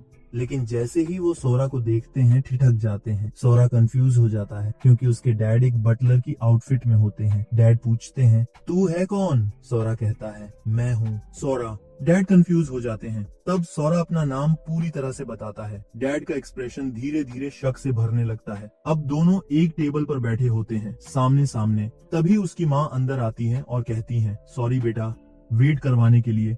वो पूछती है, तुम दोनों ने अब तक एक भी शब्द नहीं कहा? डैड कहते हैं, कहूँ तो यकीन नहीं होता। ये लड़का उस सोरा जैसा बिल्कुल नहीं लग रहा जिसे हम जानते थे। और फिर कहते हैं, ऐसे वक्त में सिर्फ एक ही चीज की जा सकती है। सोरा नर्वस हो जाता है, पूछता है, क्या? डैड कहते हैं, एक father and son secret exchange. वो कहते हैं कि वो अपनी वाइफ के सामने खुद को एक्सपोज नहीं करना चाहते, लेकिन अगर सोरा जवाब नहीं दे पा तो बिना चोट खाए नहीं निकलेगा, और अगर उसने थोड़ा भी सस्पिशियस कुछ कहा तो फिर उसे वैसे ही ट्रीट किया जाएगा। डैड ऊपर सीलिंग की तरफ देखते हैं। तभी एक आदमी ऊपर से कहता है, समझ गया सर। सोरा उस हेंचमैन को नोटिस करता है। वो सोचता है, अभी भी ये बंदा अलर्ट है, लेकिन सिक्योरिटी इतनी टाइट है तो मैं थोड़ी राहत ले। डैड पूछते हैं, क्या तू तैयार है? सोरा कहता है, हेंचमैन को सावधान रहना चाहिए। वो ऐसी बातें सुनने वाला है जो उसके लिए नहीं है। फिर सौरा कहता है, हर weekend dad homemaker support group के साथ कुकिंग क्लासेस लेने जाते थे। डैड चौंकते हैं, तुझे ये कैसे पता? हेंचमैन हैरान हो जा, ये आदमी ऐसा करता था? सौरा फिर कहता है, इतना ही नहीं, वो हर हफ्ते चोरी छिपे बैले क्लास भी जाते थे। हेंचमैन अब और भी कंफ्यूज, नो वे, मैं ये इमेज बना ही नहीं सकता। अब डैड हेंचमैन की तरफ गुस्से से देखने लगे। हेंचमैन समझ जाता है, अब मैं फंस गया हूँ। कमरा एकदम ऑकवर्ड साइलेंस में चला। डैड धीरे से कहते हैं, हो सकता है ये बातें सही हों, लेकिन इसके लिए मेरा बेटा होना जरूरी नहीं है। सौरा कहता है, ठीक है, तो मैं तुम्हें फैमिली के बारे में कुछ ऐसा बताता हूँ जो कोई और नहीं जानता। डैड पूछते हैं, क्या तू वाकई जानता है? सौरा कहता है, ऑब्वियसली, लेकिन मत कहना कि मैंने वार्न नहीं किया था। डैड अब घबराने लगते हैं। ठीक है, बोल। सौरा एक तलवार की तरफ इशारा करता है। ये तलवारें असली नहीं है, ये तो सिर्फ रेप्लिकाज हैं। हेंचमैन सोचता है, ये क्या कह रहा है? डैड गुस्से में कहते हैं, ये क्या बकवास है? प्रूफ है तेरे पास? सोरा कहता है, ऑब्वियसली, और तलवार की तरफ बढ़ते हुए कहता है, इसकी हिल्ट पर मेरे भाई के बाइट मार्क्स हैं। हेंचमैन सोचता है, मुझे लगा था कि ये वो तलवार है जिसे फैमिली हेड ने तब मुंह से पकड़ा था जब उनके हाथ बांध दिए गए थे और फिर उन्होंने 38 लोगों को मार डाला था। सोरा तलवार को धीरे धीरे अनशील्ड कर। हेंचमैन सोचता है, ये बड़ा बड़ा बोल रहा है, लेकिन इसका असली मकसद फैमिली हेड को ऑफ गार्ड पकड़ना और वहीं खत्म कर दे। सोरा धीरे धीरे तलवार की ब्लेड अपनी हथेली पर रखता है और उसे दबाने लगता है। ये रिट्रैक्ट भी हो जाती है, वो कहता है। डैड चिल्लाते हैं, इडियट कहीं का, और उसे कसकर गले से लगा लेते हैं। मुझे लगा था तू मर चुका है। फिर उनकी आंखों से आंसू निकलने लगते हैं। मुझे यकीन नहीं हो रहा कि तू वापस आ गया है। अगर तुझे पता होता कि हमने क्या क्या झेला। वो कहते हैं, हमने हर एक लैंडमार्क खंगाल डाला तेरी इंफॉर्मेशन के लिए, और पता भी नहीं चला कब मैं एक बॉस बन गया, और अब वही बॉस यहाँ बैठा रो रहा है। ये कितना पैथेटिक है। सोरा कहता है, अच्छा, अब ऊपर से उस बंदे को नीचे बुला लो। हेंचमैन हैरान, ये फैमिली हेड जिसने पूरी जिंदगी खून की बारिश में बिताई है, मैंने उन्हें कभी इस हालत में नहीं देखा। ऑनर को सबसे ऊपर रखने वाला ये आदमी आज ऐसे टूट गया है। मुझे यहाँ से भागना होगा वरना मारा जाऊंगा। तभी छत टूटती है। सोरा सीधा ऊपर से उसकी टांग पकड़ लेता है। हेंचमैन चिल्लाता है, रुको। सोरा कहता है, डैड तुझसे बात करना चाहते हैं। अब सब टेबल पर बैठे होते हैं। माहौल थोड़ा ऑकवर्ड होता है। डैड कहते हैं, इसका नाम ओची है और ये हमारे सारे गार्ड्स में सबसे ज्यादा बकबक करने वाला। सोरा चेतावनी देता है, अगर ये बात बाहर गई तो तेरी खैर नहीं। डैड हंसते हुए कहते हैं, बिल्कुल सही कहा। ओची हाथ जोड़कर कहता है, प्रॉमिस, मैं एक शब्द भी नहीं कहूंगा। फिर दोनों, डैड और सोरा, उसे घूर कर देखने लगते हैं। ओची घबरा कर कहता है, अब कोई शक नहीं, ये दोनों वाकई बाप बेटे हैं। माँ बीच में आती हैं और कहती हैं, उसे डराओ मत। ऊंची उन्हें डॉगी आइज से देखता है, बहुत खुश नजर आता है, लेकिन माँ भी कहती हैं, और हाँ, कुछ भी बाहर मत कहना। ऊंची फिर से सर झुकाकर कहता है, बिल्कुल नहीं, मैं नहीं कहूंगा। डैड कहते हैं, गनीमत है इसने मेरी नींद में फार्ट करने या खर्राटों वाली बात नहीं कहती। माँ भौहें चढ़ाकर पूछती हैं, अब वो बात लाने की क्या जरूरत थी? सोरा मुस्कुराते हुए कहता है, बिल्कुल वैसा ही लग रहा है जैसे पुराने दिन थे। अब मैं फिर से अपने फैमिली के साथ घर पर हूँ। तभी दरवाजे पर नॉक होती है। सोरा मुड़कर देखता है और एक बंदा दरवाजा फोड़ता हुआ अंदर आता है। बॉस, बॉस चिल्लाते हुए। ये वही बंदा होता है जिसने उसे रास्ता बताया था। वो कहता है, एक सफेद बालों वाला आदमी तुम्हें ढूंढ रहा है। फिर वो सोरा को टेबल पर बैठे देखता है। सोरा पूछता है, क्या तू मेरे बारे में कह रहा है? वो बंदा पैनिक करने लगता है, फिर पूरी तरह फ्रीक आउट हो जाता है और चिल्लाता है, वो वही है। वो बंदा कांपते हुए कहता है, ठीक है, तू स्ट्रांग हो सकता है, लेकिन हमारे पास यहाँ बहुत लोग हैं। और हम देखते हैं कि वो खुद ही शेक कर रहा हो। फिर वो पूछता है, तू कुछ करने वाला है क्या बॉस के खिलाफ? क्या तू टाइगर्स रोअर से है? अब भी कांपते हुए सोरा धीरे से उसके घुटनों को पकड़कर उसे रोकता है और उसे एक ठंडी नजर से घूरता है। फिर अपने डैड से कहता है, डैड मुझे अपने लोगों से इंट्रोड्यूस करवा दो। डैड खड़े होकर कहते हैं, ये मेरा बेटा है जो 5 साल से मिसिंग था और अब वापस आ गया है। वो उसके लेवल के बारे में बताने की कोशिश करते हैं, लेकिन फिर रुक जाते हैं क्योंकि उन्हें खुद नहीं पता। वो बात को गोलमोल करने लगते हैं। सोरा कहता है, मेरे पास असल में सिस्टम है ही नहीं। सब चौंक जाते हैं। क्या तू फॉलन जॉन में 5 साल बिना सिस्टम के सरवाइव कर गया? ब्रोकली हेड बोलता है, अगर इसके पास सिस्टम नहीं है तो चाहे ये जितना भी ट्रेन कर ले, ये कभी लेवल 10 से ऊपर नहीं जा सकता। कुछ लोग कहते हैं, ये तो खुद को स्ट्रॉन्ग बोल रहा था, लेकिन ये तो बिना सिस्टम वाला एक बिगिनर निकला। ब्रोकली हेड हंसते हुए कहता है, मुझे तो लगता है मैं गलत। फिर उसे याद आता है, लेकिन जब ट्रक ने इसे मारा था, अगर ये सिर्फ बिगिनर होता तो उसे बहुत चोट लगती। सोरा सोचता है, फिर कहता है, ठीक है, तुम लोग ट्राई करो, अपने सिस्टम से मेरा लेवल देखने की कोशिश करो। ब्रोकली हेड भी सोच में पड़ जाता है, लेकिन पीछे खड़ा एक और बंदा जो शायद बहुत स्मार्ट नहीं है बोलता है, ओह हाँ, उसे सिस्टम नहीं है तो उसे बेसिक इन्फो का आइडिया भी नहीं होगा। अगर तुम्हारे पास सिस्टम हो तो तुम मॉन्स्टर्स के लेवल देख सकते हो, लेकिन प्लेयर्स के लेवल देखने के लिए इंस्पेक्ट स्किल चाहिए होती है। डैड कहते हैं, इंस्पेक्ट स्किल बहुत रेयर है, ज्यादातर हंटर्स के पास नहीं होती। ब्रोकली हेड कहता है, लेकिन बॉस के पास है वो स्किल। सोरा अपने डैड से कहता है, फिर देखो ना एक बार, शायद कुछ एबिस के बारे में भी इन्फो मिल जाए। कुछ देर बाद सब लोग एक साथ इकट्ठा हो जाते हैं देखने के लिए कि उसका लेवल क्या है। डैड स्टैट्स ओपन करते हैं। सोरा अपनी माँ से पूछता है, मॉम क्या आप देखना चाहेंगी? माँ मुस्कुराते हुए कहती हैं, मुझसे ज्यादा जरूरी ये नहीं कि तुम्हारा लेवल क्या है, मैं बस तुम्हारे साथ रहना चाहती हूँ और मुझे पहले से ही पता है। अब हम डैड और सारे लोगों को देख रहे हैं जो पूरी तरह शॉक में है। डैड कहते हैं, मैंने कितनी बार कोशिश की लेकिन हर बार एक ही रिजल्ट आता है, मुझे कुछ भी नहीं दिख रहा, ना लेवल ना स्टैट्स। फिर वो गंभीर होकर कहते हैं, इसके दो कारण हो सकते हैं, या तो इसके पास सिस्टम वाकई नहीं है या फिर इसका लेवल इतना ज्यादा है कि मेरा सिस्टम उसे रीड ही नहीं कर पा रहा। अब सभी लोग एकदम चुप हो जाते हैं, शॉक और रिस्पेक्ट के बीच कहीं फंसे हुए। डैड कहते हैं, सिस्टम ना होने के बावजूद मैं इसका नाम देख सकता हूँ, लेकिन सोचो ये 5 साल अकेला जिंदा रहा फॉलन जोन में। अगर ये बिगिनर होता तो कब का मर गया होता। अब ये कंफर्म हो जाता है कि सोरा का लेवल उसकी परसेप्शन से परे है। वो पूछता है, आखिर तू पिछले 5 सालों से कर क्या रहा था? माँ कहती है, हमें बस ये खुश होना चाहिए कि तू वापस आ गया है, तू हमारा स्ट्रॉन्ग बच्चा है और जो भी हुआ होगा तूने सब कुछ झेल कर यहाँ तक पहुँचने की ताकत दिखाई है। सोरा अंदर से टचड हो जाता है। उसकी माँ का प्यार देखकर उसकी आंखें नम हो जाती हैं। वो उन सालों को याद करता है जो उसने एबिस में बिताए, क्योंकि अंदर वक्त बाहर से कहीं ज्यादा चलता है। वो जानता है 5 साल से भी ज्यादा हो चुका। वो आंसू पोंछते हुए माँ से कहता है, अब सब ठीक है, मैं वापस आ गया हूँ और प्लीज अब आप रोना बंद कर दो। अब उसके डैड की आंखों में भी आंसू आ जाते हैं। डैड कहते हैं, सभी लोग बाहर चले जाओ, इन्हें कुछ टाइम चाहिए। इतने टाइम बाद फैमिली फिर से साथ आई है। सब लोग बाहर चले जाते हैं। डैड दरवाजा बंद करते हुए कहते हैं, बाकी लोग कहाँ रह गए? 2 घंटे हो गए और अब तक वापस नहीं आए। अब वापस रूम में सोरा माँ से पूछता है, रिकू कहाँ है? और कहता है, don't tell me it's bad news. माँ मुस्कुराकर कहती है, नहीं बेटा, वो ठीक है, वो अक्सर घर नहीं आता क्योंकि वो मिलिट्री में है, लेकिन अब तू वापस आ गया है तो शायद वो भी आए। वो तो फ्रंट लाइंस पर लड़ रहा है, जैसे कि तेरा बदला लेने की कोशिश कर रहा हो। सोरा कहता है, मैंने उसे बहुत सालों से नहीं देखा, क्या आपके पास कोई हाई रैंक पोजीशन है यहाँ? माँ जवाब देती है, मेरे पास एक स्टेटस है, लेकिन असल वजह यह है कि मैं एक हीलर हूँ, बहुत सारी सपोर्ट एबिलिटीज है और प्रोफेसी का भी गिफ्ट। सोरा सोचता है, अगर आप क्लेरिक हैं तो क्या आप देख सकती हैं कि मेरे साथ क्या चल रहा है? माँ कहती है, मुझे स्किल्स देखने की एबिलिटी नहीं है। फिर सोरा पूछता है, तो आपको कैसे पता था कि मैं वापस आऊंगा? माँ मुस्कुराते हुए कहती है, मैंने पहले ही कहा था मुझे प्रोफेसी की एबिलिटी है और मुझे पूरा यकीन था कि तू एक दिन जरूर वापस आ। कुछ देर बाद फ्रंट गेट पर नॉक होती। एक बंदा दरवाजा खोलते हुए पूछता है, कौन है? जवाब में हम एक आदमी को देखते हैं जिसके माथे पर एक्स का निशान है। पता चलता है ये आदमी है वाइस चीफ। सोरा के डैड दरवाजा खोलते हैं और कहते हैं, वेलकम बैक जुरो। अब हमें पता चलता है इसका नाम है जुरो वाशिमा और ये यूनाइटेड गिल्ड्स का वाइस प्रेसिडेंट है। डैड पूछते हैं, चेहरा इतना लंबा क्यों है?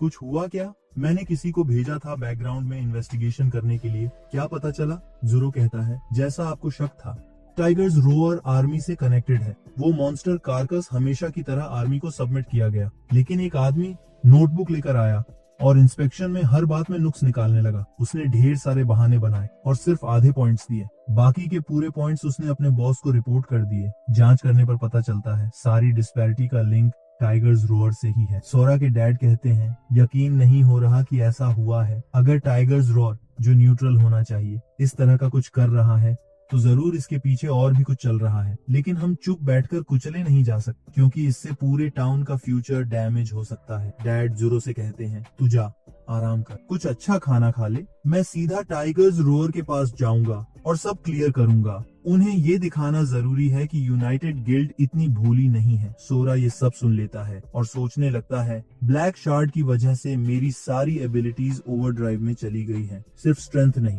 मेरी सेंसेस भी शार्प हो चुकी हैं। अब मैं बहुत दूर की बातें भी सुन सकता हूँ। वो सोचता है, टाइगर्स रोअर हर जगह फैला हुआ है। अगर डैड उनके पास नेगोशिएट करने जा रहे हैं तो मैं थोड़ा चिंतित। सोरा दरवाजा खोलता है और डैड ऑफ जुरो को देखता है। वो कहता है, मैं भी साथ चल रहा हूँ। ब्रोकली हेड सोचता है, ये वाकई इस झंझट में खुद को इन्वॉल्व करना चाहता है। शायद अब हमें इसके असली पावर देखने का मौका मिलेगा। जुरो थोड़े हैरान होकर डैड से पूछता है, ये बंदा है कौन? डैड कहते हैं, ये मेरा बेटा है जो फॉलन जोन में 5 साल तक मिसिंग था और अब वापस आया है। जुरो पूछता है, तो इसका लेवल क्या है? डैड जवाब देते हैं, असल में इसके पास कोई सिस्टम ही नहीं है। जुरो शॉक में पूछता है, मतलब ये एक नॉर्मल पर्सन है बिना सिस्टम के?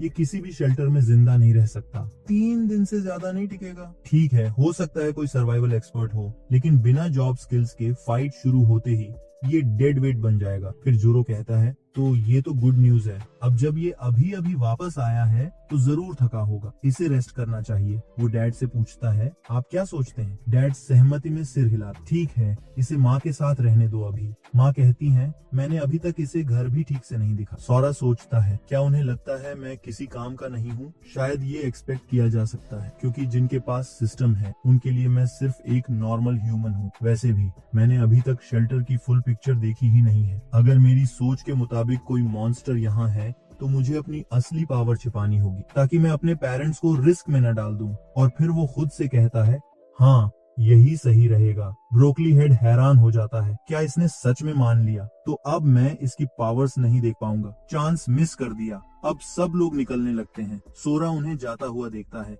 उसकी माँ उसे कहती है, ज्यादा फिक्र मत करो बेटा, तू बस आया है। तेरे डैड सिर्फ इसलिए ज्यादा प्रोटेक्टिव हैं। इतने सालों बाद तू वापस आया है ना, तो जाहिर है डैड कभी नहीं चाहेंगे कि मैं किसी डेंजर में पड़ूं। माँ कहती है, तेरे डैड बहुत स्ट्रॉन्ग हैं बेटा, वो ठीक रहेंगे और मैं हमेशा अपनी विजन से फ्यूचर देखती हूँ और उसने बताया है कि वो इस बार भी सेफली बाहर आ जाएंगे। सोरा कहता है, मुझे पता है माँ, लेकिन मैं अब बच्चा नहीं रहा। उसे पता है कि माँ की प्रोफेसीज कई बार खतरे पहले ही दिखा देती हैं, लेकिन टाइगर्स रोअर मिलिट्री से जुड़ा है और डैड अगर उनसे भिड़ेंगे तो ये क्लैशेस बस बढ़ते ही जाएंगे। वो माँ से पूछता है, शेल्टर की सिचुएशन क्या है और टाइगर्स रोअर से क्यों अनबन चल रही है? माँ जवाब देती है, जजमेंट डे के बाद तेरे डैड अवेकन हो गए थे। उन्होंने मिलिट्री के साथ मिलकर शेल्टर्स को मैनेज करना शुरू किया। इसके बाद उन्होंने यूनाइटेड गिल्ड्स बनाई और यहाँ की मिलिट्री के साथ कोऑपरेट किया, बस तुझे ढूंढने की उम्मीद में। यूनाइटेड गिल्ड्स इतने बड़े इसलिए बन पाए क्योंकि सब उस इंसान के वचन से इमोशनली जुड़ गए कि हम सब एक दूसरे के फैमिली मेंबर्स को ढूंढेंगे। यूनाइटेड गिल्ड्स लॉ और ऑर्डर बनाए रखने का काम करते हैं, फील्ड से सप्लाई स्कैवेंज करते हैं और बाकी ज्यादातर मैनेजमेंट हैंडल करते हैं। तेरे डैड एक दयालु इंसान है, इसीलिए उन्होंने कभी अपने लोगों को ब्रेच में भेजने की जिद नहीं की और इसी वजह से पिछले 4 सालों में यहाँ शांति बनी रही। लेकिन कुछ महीने पहले शेल्टर 4 से टाइगर्स रोअर ऊपर आकर यहाँ ब्रांच सेट करने लगा। तब से ही टेंशन शुरू हो गई और कभी रुकी ही नहीं। सोरा पूछता है, मिलिट्री इसमें इंटरवीन क्यों नहीं करती? माँ कहती है, क्योंकि दुश्मन लगातार स्ट्रांग होते जा रहे हैं और आर्मी अब उन्हें रोके नहीं रख पा रही। टाइगर्स रोअर की फाउंडेशन ही टावर्स को क्लियर करने के लिए हुई थी और उनकी स्ट्रेंथ इतनी ज्यादा है कि आर्मी को अब उन पर डिपेंड करना पड़ रहा है। टावर रेटिंग की इंफॉर्मेशन इतनी वैल्यूएबल है कि मिलिट्री उसे इग्नोर नहीं कर सकती। और सबसे ऊपर उनके पास एक अवेकन है जिसे टावर डीएटी ने चुना है और वो उनका ट्रम्प कार्ड है। सोरा पूछता है, टावर डीएटी क्या होता है? माँ बताती है, वो टावर के लॉर्ड्स होते हैं। उनकी पावर इंसानों के लिए लगभग गॉड जैसी होती है। अगर कोई उनकी ट्रायल पास कर ले तो वो एसरा बन जाता है और डिवाइन पावर से नवाजा जाता है। टावर्स के बाहर उन्हें गॉड के मैसेंजर्स माना जाता है और टावर वॉल्स के अंदर वो गार्डियंस बन जाते हैं। टाइगर्स रोअर के पास अभी सबसे ज्यादा एजरा है और क्योंकि हर एजरा के पास एब्सर्ड पावर होती है, वो हर नेबरिंग गिल्ड को बहुत जल्दी निगल जाते हैं। तेरे डैड की गिल्ड लोकल लोगों के बीच बहुत पसंद की जाती है, लेकिन उन्होंने आज तक एक भी टावर क्लियर नहीं किया। वो यूनियन में अकेले ऐसे हैं जिनके पास कोई एसरा नहीं है और जो अब तक स्ट्रगल कर रहे हैं। सोरा कहता है, सिचुएशन तो वाकई में बहुत खराब है, लेकिन अगर लोग यूनाइटेड्स को इतना पसंद करते हैं तो ये लोग याकुजा ग्रुप जैसी हरकतें क्यों करते हैं? माँ हैरानी से पूछती है, तू क्या बोल रहा है? ये सब तो बस मेरी चॉइस है, जो मुझे पसंद आया वो मैंने बनाया। सोरा शौक में, क्या माँ का ऐसा साइड भी है? माँ हंसते हुए कहती है, क्या फर्क पड़ता है, सब लोग खुश हैं, एनर्जी से भरे हुए हैं और तू थका हुआ लग रहा। जा एक अच्छी सी बात ले ले, अगर चाहता है कि मैं तेरी पीठ धो दूं तो बस बुला लेना। सोरा झेंपते हुए कहता है, नहीं नहीं, मैं खुद कर लूंगा। माँ मुस्कुराकर कहती है, वाकई तू बड़ा हो गया है और उसे उसके रूम में छोड़कर चली जाती है। अब सोरा अपनी सेंसेस पर फोकस करता है। वो सच में जा चुकी है और मुझे अंदाजा ही नहीं था कि सिचुएशन इतनी सीरियस है। फिर सोचता है मैं डैड के लिए अभी भी वरी कर रहा हूँ। तभी वो विंडो से छलांग लगाता और पीछे माँ उसे देखती है। मैंने तो कहा था कि रेस्ट करो, बच्चे कभी कभी कितने झंझटी हो जाते हैं। अब हमें पहली बार सोरा के डैड का नाम पता चलता है, सकुया। सकुया अपने गिल्ड के मेंबर्स के साथ टाइगर्स रोर गिल्ड की ओर बढ़ रहे हैं। सोरा ऊपर से देख रहा होता है। वो देखता है कि सेंटर को छोड़कर सब कुछ पिच ब्लैक है और ये अच्छा है क्योंकि इससे लोकेट करना आसान हो जाता है। वो लोकेशन स्पॉट करता है लेकिन तभी उसे चक्कर सा आने लगता है। वो सोचता है क्या हो रहा है मेरे साथ। जब से एबिस के फ्रैगमेंट ने मुझे स्ट्रेंथ दी है तब से मुझे कभी सर्दी तक नहीं हुई। तभी उसे एक आवाज सुनाई देती है, मैं तुझे भागने नहीं दूंगा। सोरा इधर उधर देखने लगता है। ये आवाज आ कहां से रही है? क्या ये अपनी प्रेजेंस छिपा रहा है? मुझे इसकी कोई सेंसिंग नहीं है। इसका मतलब ये बंदा शेल्टर 6 में ही था। तभी फिर से चक्कर आ जाता। आवाज फिर आती है, तू भाग नहीं सकती क्योंकि तेरी सोल मैंने मार्क कर दी है। सोरा सामने वाले की ओर देखता है और एक जोरदार पंच मारता है जहां वो बंदा पहले खड़ा था। लेकिन वो बस एक इल्यूजन होता है। वो आदमी वही लाइन रिपीट करता रहता है और सोरा चिल्लाता है, क्या तू यही मतलब निकाल रहा है सोल मार्किंग से? वो आदमी हंसता रहता है, प्योर मैनिक लाफ्टर। तभी स्पॉटलाइट्स रूफ की ओर मूव होने लगती हैं और कोई गार्ड चिल्लाता है, तू यहाँ रात के इस टाइम क्या कर रहा है? सोरा बड़बड़ाता है, लगता है मैंने जोर से चिल्ला दिया, पकड़ में आ गया। वो झट से भागता है, कहता है इल्यूजन अब गायब हो चुका है। वो पास की एक रूफ पर लैंड करता है। ये वापस आ गया। वो सोचता है शायद ये लाइट की वजह से गायब हुआ था, ट्राई करके देखता हूँ। वो स्ट्रीट पर जाता है, एक लैंप पोस्ट के नीचे खड़ा होता है। सोरा कहता है मुझे लगता है अब समझ आ रहा है, अगर मैं 7 सेकंड तक डार्कनेस में रहता हूँ तो सोल मार्किंग एक्टिवेट हो जाती है और चक्कर आने लगता। जैसे ही सोरा का कंपोजर टूटता है वो उस आदमी की डायलॉग को हूबहू कॉपी करने लगता है। फिर उसे शर्म आती है क्योंकि एक औरत उसे घूरते हुए देख लेती है। वो कहती है इसका चेहरा तो सिर्फ तू ही देख सकता है। सोरा बड़बड़ाता है, जैसे ही मैं लाइट के नीचे चलता हूँ मेरे सिर में एक भयानक चीखती हुई आवाज गूंजने लगती है। कुछ देर बाद वो मार्किंग गायब हो जाती है और फिर वो आदमी दिखाई देना बंद हो जाता। सोरा सोचता है शायद पहले मुझे ये सब इसलिए नहीं हुआ क्योंकि घर के अंदर की लाइट्स और धूप ने उसे ब्लॉक कर दिया था। हाँ, यही वजह होगी। लेकिन हो सकता है कि मैं इस मार्किंग से उसकी लोकेशन ट्रैक कर सकूं और तब मैं उस पर कोई सरप्राइज अटैक भी कर सकता हूँ। इसलिए मुझे हर वक्त अलर्ट रहना होगा और डैड को ढूंढना होगा। अब वो सड़क पर चलता हुआ खुद से कहता है चुप हो जा। पास से गुजरते लोग उसे अजीब नजरों से देखने लगते हैं। जैसे ही वो चलता जाता है एक कार उसके पास से गुजरती है। सोरा सोचता है वो लाइट में अपीयर नहीं होता जैसे माँ ने कहा था। अब यूनाइटेड गिल्ड्स मिलिट्री के किसी काम के नहीं रहे और डैड अब खतरे में पड़ सकते हैं। मुझे नहीं पता इस शेल्टर में कितने स्ट्रॉन्ग लोग हैं, लेकिन अगर मिलिट्री टाइगर्स रोअर गिल्ड से अलायड है तो वो चुपचाप बैठने वाले नहीं हैं। बहुत बड़ा चांस है कि वो डैड की गिल्ड को खत्म करने की कोशिश करेंगे और अगर ऐसा हुआ तो मैं माँ और डैड को प्रोटेक्ट करूंगा, चाहे उसके लिए मुझे सबको मारना पड़े। अब वो रुक जाता है और सोचता है क्या हम सच में पहले जैसी पीसफुल लाइफ में वापस जा सकते हैं? तभी वो सामने एक ग्रुप को देखता है। लगता है मैं पहुंच गया हूँ। वो सोचता है डैड इस डिस्कशन को कैसे हैंडल करेंगे। उसे डैड की बात याद आती है, जब भी किसी से क्लैश हो वायलेंस हमेशा लास्ट रिसोर्ट होना चाहिए। ये वो शब्द हैं जो डैड ने मुझे हमेशा कहे हैं। सोरा कहता है मैं समझता हूँ। अब वो सोचने लगता है क्या डैड अभी आखिरी पल तक इंतजार करेंगे वायलेंस से पहले।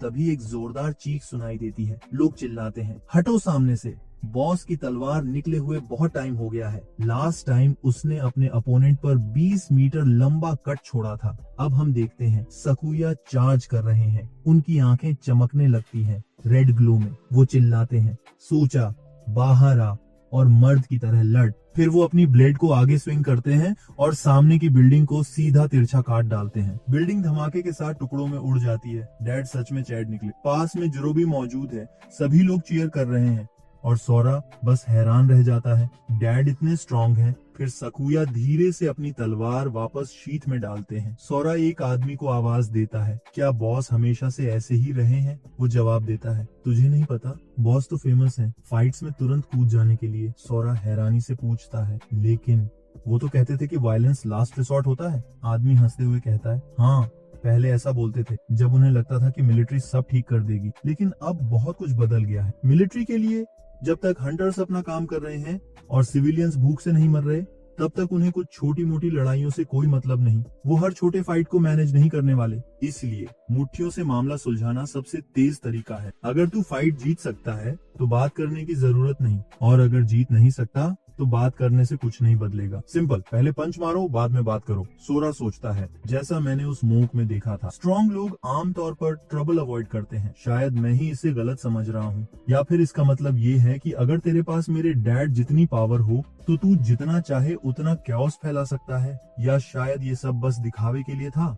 अब सीन कट होता है। ऊपर से एक मोंक सब देख रहा हो, वो वही बॉस को घूर रहा है जिसे सोरा ने मारा था। अब हमें उसका नाम पता चलता है, युकियो शुएंजी। वो है एक लेवल 75 का आरहेड और उसकी एबिलिटी है कीन आई। वो कहता है एक लेवल 90 बॉस को ऐसे फाड़ दिया गया है बिना किसी वेपन बर्न के। ये डरावना है कि अभी भी इतनी स्ट्रॉन्ग फोर्सेस बाहर हैं। हमें बहुत सावधानी से आगे बढ़ना होगा। अब वो अपनी ब्लाइंड फोल्ड वापस पहनता है और उसका लेवल 75 से गिरकर 45 हो जाता। अब हम वापस लौटते हैं उसी बिल्डिंग पर जिसे स्कूया ने अभी अभी काटा था। एक आदमी चिल्लाते हुए बाहर आता, साले तुझे लगता है ये सब वैसा ही है जैसे शेल्टर बनते वक्त था? सकुया शांत होकर कहता है, बिल्कुल नहीं, चीजें बदल चुकी हैं। अब जैसे तू जैसे एनोइंग बास्टर्ड सामने आ गए हैं। मुझे तुझे उसी वक्त मार देना चाहिए था। वो आदमी पूछता है, क्या तू डर गया है? सकुया कहता है, ऐसी बकवास मैं इग्नोर नहीं कर सकता। वो धीरे धीरे अपनी ब्लेड अनशीथ करने लगता है। वो आदमी शॉक में आ जाता है और चिल्लाता है, मैंने तुझे काफी प्रोवोक कर लिया है।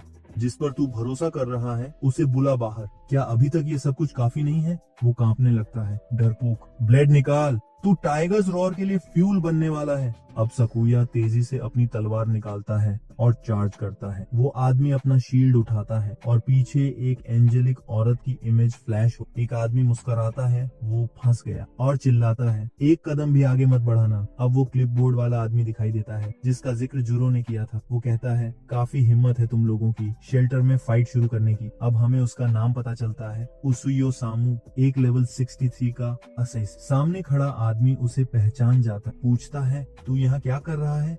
सोरा पूछता है, क्या यही वो सोल्जर है जो टाइगर्स रोअर को सपोर्ट करता है? अगर ये कोई कोइंसिडेंस है तो बहुत अजीब है, क्योंकि मैं इस बिल्डिंग में बहुत से लोगों की प्रेजेंस सेंस कर सकता हूँ। ये बंदा यहीं जानबूझकर आया है। वो धीरे धीरे डैड सकुया की ओर बढ़ता है। सोरा सोचता है, क्या ये वही आदमी है जो इन्हें बैक कर रहा है? उसुई बोलता है, आर्टिकल 15 के मुताबिक शेल्टर के अंदर ड्यूल करना मना है और ऐसा करने वालों को 15 दिन की जेल या फिर डेथ पेनल्टी भी हो सकती है। क्या तुम लोग हमारे इंस्ट्रक्शंस को फॉलो करोगे? सकुया समझ जाता है, ये तो इनका प्लान था, पहले मुझे उकसाना और फिर जैसे ही मैं जवाब दूं मुझे लॉ के जरिए फंसाना। अब इन्हें मेरे करप्शन का डर नहीं है, ये मुझे खुलेआम फ्रेम कर रहे हैं। अगर मैं जेल गया तो मेरी सजा को अनलिमिटेड एक्सटेंड कर सकते हैं और मुझे गायब भी किया जा सकता है। अगर मैं चला गया तो मेरी गिल्ड खत्म हो जाएगी और बाकी सब भी तुरंत हरा दिए जाएंगे। वो सोचता है, मिलिट्री इतना आगे क्यों जा रही है बैलेंस तोड़ने के लिए? क्या कहीं कोई पावर स्ट्रगल चल रहा है? मुझे नहीं पता ये लोग क्या चाहते हैं, लेकिन मैं किसी क्राइम को एक्सेप्ट नहीं कर सकता। सकुया कहता है, आप गलती कर रहे हैं, ये कोई ड्यूल नहीं था। एक यूनाइटेड गिल्ड सपोर्टर होने के नाते मैं बिना प्रूफ के किसी क्राइम को मान ही नहीं सकता। उसुई कहता है, ये तलवार के निशान, ये अपने आप में क्लियर एविडेंस है। सकुया हंसते हुए कहता है, क्या तुम मजाक कर रहे हो? अगर ये एविडेंस है भी तो ये उस बात का है कि मैं बिल्डिंग को रेनोवेट करने की कोशिश कर रहा था, ना कि कोई ड्यूल करने की। उसुई अब और सीरियस हो जाता, कहता है, लगता है अभी तक समझ नहीं आया तुझे। डिसाइड करने का हक तुझे नहीं, मुझे है। और अगर मैं कह दूं कि ये एविडेंस है तो यही सच है। जिस पल तूने यहाँ कदम रखा तू हार चुका था। अब हम देखते हैं, हर फ्लोर पर बंदूक लिए लोग तैनात हैं, कॉपी पेस्ट सिपाही हर तरफ से। उसुई कहता है, चुपचाप सरेंडर करो वरना अरेस्ट कर लिए जाओगे। सकुया शॉक में रह जाता है। नीचे खड़े लोग चिल्लाते हैं, सकुया हार मत मानो, अगर बात इतनी आगे बढ़ गई है तो चलो निपटा दो इन्हें। सकुया कहता है, सब शांत हो जाओ, हम भी उनकी रेंज में हैं, इसलिए वो फायर नहीं करेंगे। उसुई अब जोर से हंसता है, एकदम मॉकिंग वे में। सकुया सोचता है, लेवल 63 और वो भी असैसिन जैसा फास्ट अपोनेंट, ये थोड़ा टफ होगा, लेकिन अगर हम सूचा को होस्टेज बना लें तो हम निकल सकते हैं। सकुया धीरे धीरे अपनी तलवार अनशीथ करने लगता है। सूचा और उसुई एक साथ कहते हैं, लो आ गया। सूचा सॉर्ड शील्ड कास्ट करता है, कहता है, मैं वीक लिंक नहीं बन सकता।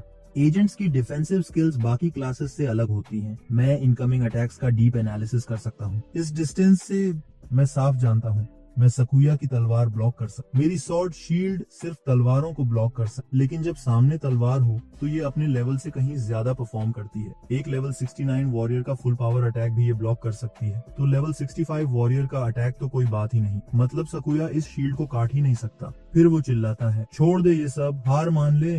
उसुई भी पूछता है, अब भी वक्त है, चुपचाप सरेंडर करेगा या फिर अपनी पूरी टीम के साथ जेल में फेंक दिया जाएगा? चुनाव कर ले, ज़ोरो चिल्लाता है। सकुया, अब सकुया थोड़े फ्रस्ट्रेट हो रहा होता है। वो अपने ऑरा को गायब करता है और अपनी ब्लेड को उसुई की ओर उठाता है। ज़ोरो और बाकी लड़के शॉक में हैं।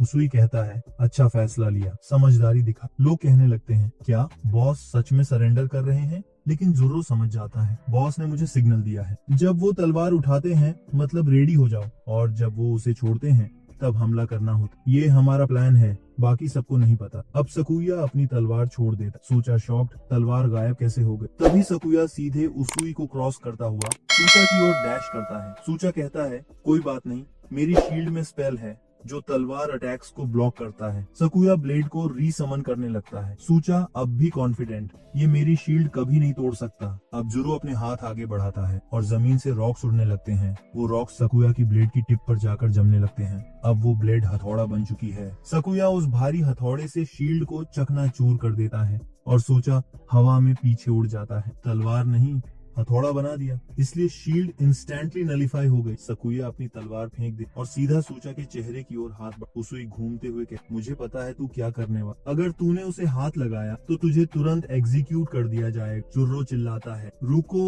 वो अपनी मुट्ठी कसता है और जमीन से एक रॉक वॉल खड़ी हो जाती, जो उनके बीच ब्लॉकेज बना देती है। अब उसुई समझ जाता है ये इतना आसान नहीं होगा जितना सूचा चिल्लाता है, ये आदमी पागल हो गया है, इसे मार दो। उसके लोग सकुया पर फायरिंग शुरू कर देते हैं। ज़ोरो अब अपनी उंगलियां ऊपर की ओर उठाता है और एक बड़ा सा बैरियर क्रिएट होता है जो सूचा को अंदर क्लोज कर देता है और बुलेट्स ब्लॉक कर देता है। सकुया कहता है, अगर हम इसे बस हिला नहीं पाने दें तो हम रिट्रीट कर सकते। सकुया अब भी सूचा की ओर हाथ बढ़ा, लेकिन एक ही पल में सूचा गायब हो। सकुया हैरानी से इधर उधर देखता है। उसुई कहता, स्टोन जेल जो मेरे साथी ने कास्ट किया था, उसने उसे शैडो में ट्रैप और मैंने उसकी शील्ड पर बची हुई मैजिक को मार्क कर ली। अब सारी कंडीशंस पूरी हो चुकी, मेरी assassin skill shadow trance activate हो और अब तेरे पास कोई होस्टेज नहीं है, तू खो चुका है। सोचा अब मेरे साथ, अब वक्त आ गया है इसे खत्म कर। वो अपने सोल्जर्स को ऑन ऑर्डर दे, सकुया को मार दो। सकुया है, ज़ोरो भी शॉक, सोल्जर्स सर सीरियसली? उसुई कहता है, इतना हैरान क्यों हो रहे हो तुम लोग? और तभी सोरा ठीक उसुई के पीछे प्रकट होता है और कहता है, मैं भी यही जानना चाहूंगा, तुम लोग इतने हैरान क्यों हो रहे हो? उसुई चौंक जाता है, ये कौन है? क्या वाकई ये मुझे पीछे से अप्रोच कर गया? मैं एक असैसिन हूँ, फिर भी मुझे इसकी प्रेजेंस का पता तक नहीं चल। मुझे नहीं पता ये कौन है, लेकिन ये साफ है ये दुश्मन है और फर्स्ट हिट जीत दिलाता है, तो मुझे कोई चॉइस नहीं है। वो एक पोषण निकालने लग। सोचा चिल्लाता है, ये वही डेडली पॉइजन है जो गिल्ड ने लेवल 90 बॉस को हराने के लिए तैयार किया था, ये इसे कब चुरा ले गया? उसुई चिल्लाता है, सोरा छोड़ दे और अपने डैगर्स सोरा की ओर फेंक दे। सकुया चिल्लाता है, मेरा बेटा। सोचा कहता है, ये कमीना तो सबको साथ लेकर ही मरना चाहता। सोल्जर्स अब कांपते हुए पूछते हैं, ये मायास्मा जैसा क्या है? और फिर सब जमीन पर गिरने लगते, मुंह से झाग निकल, झर का असर। सोचा कहता है, मुझे ये तरीका पसंद नहीं, लेकिन कम से कम सकुया का साथी मर चुका है। तभी हम देखते हैं सोरा अपना हाथ स्ट्रेच करता है और फिर से उसुई और सूचा दोनों को पकड़ लेता है। सूचा चौंकते हुए कहता है, ये कैसे मुमकिन है? ये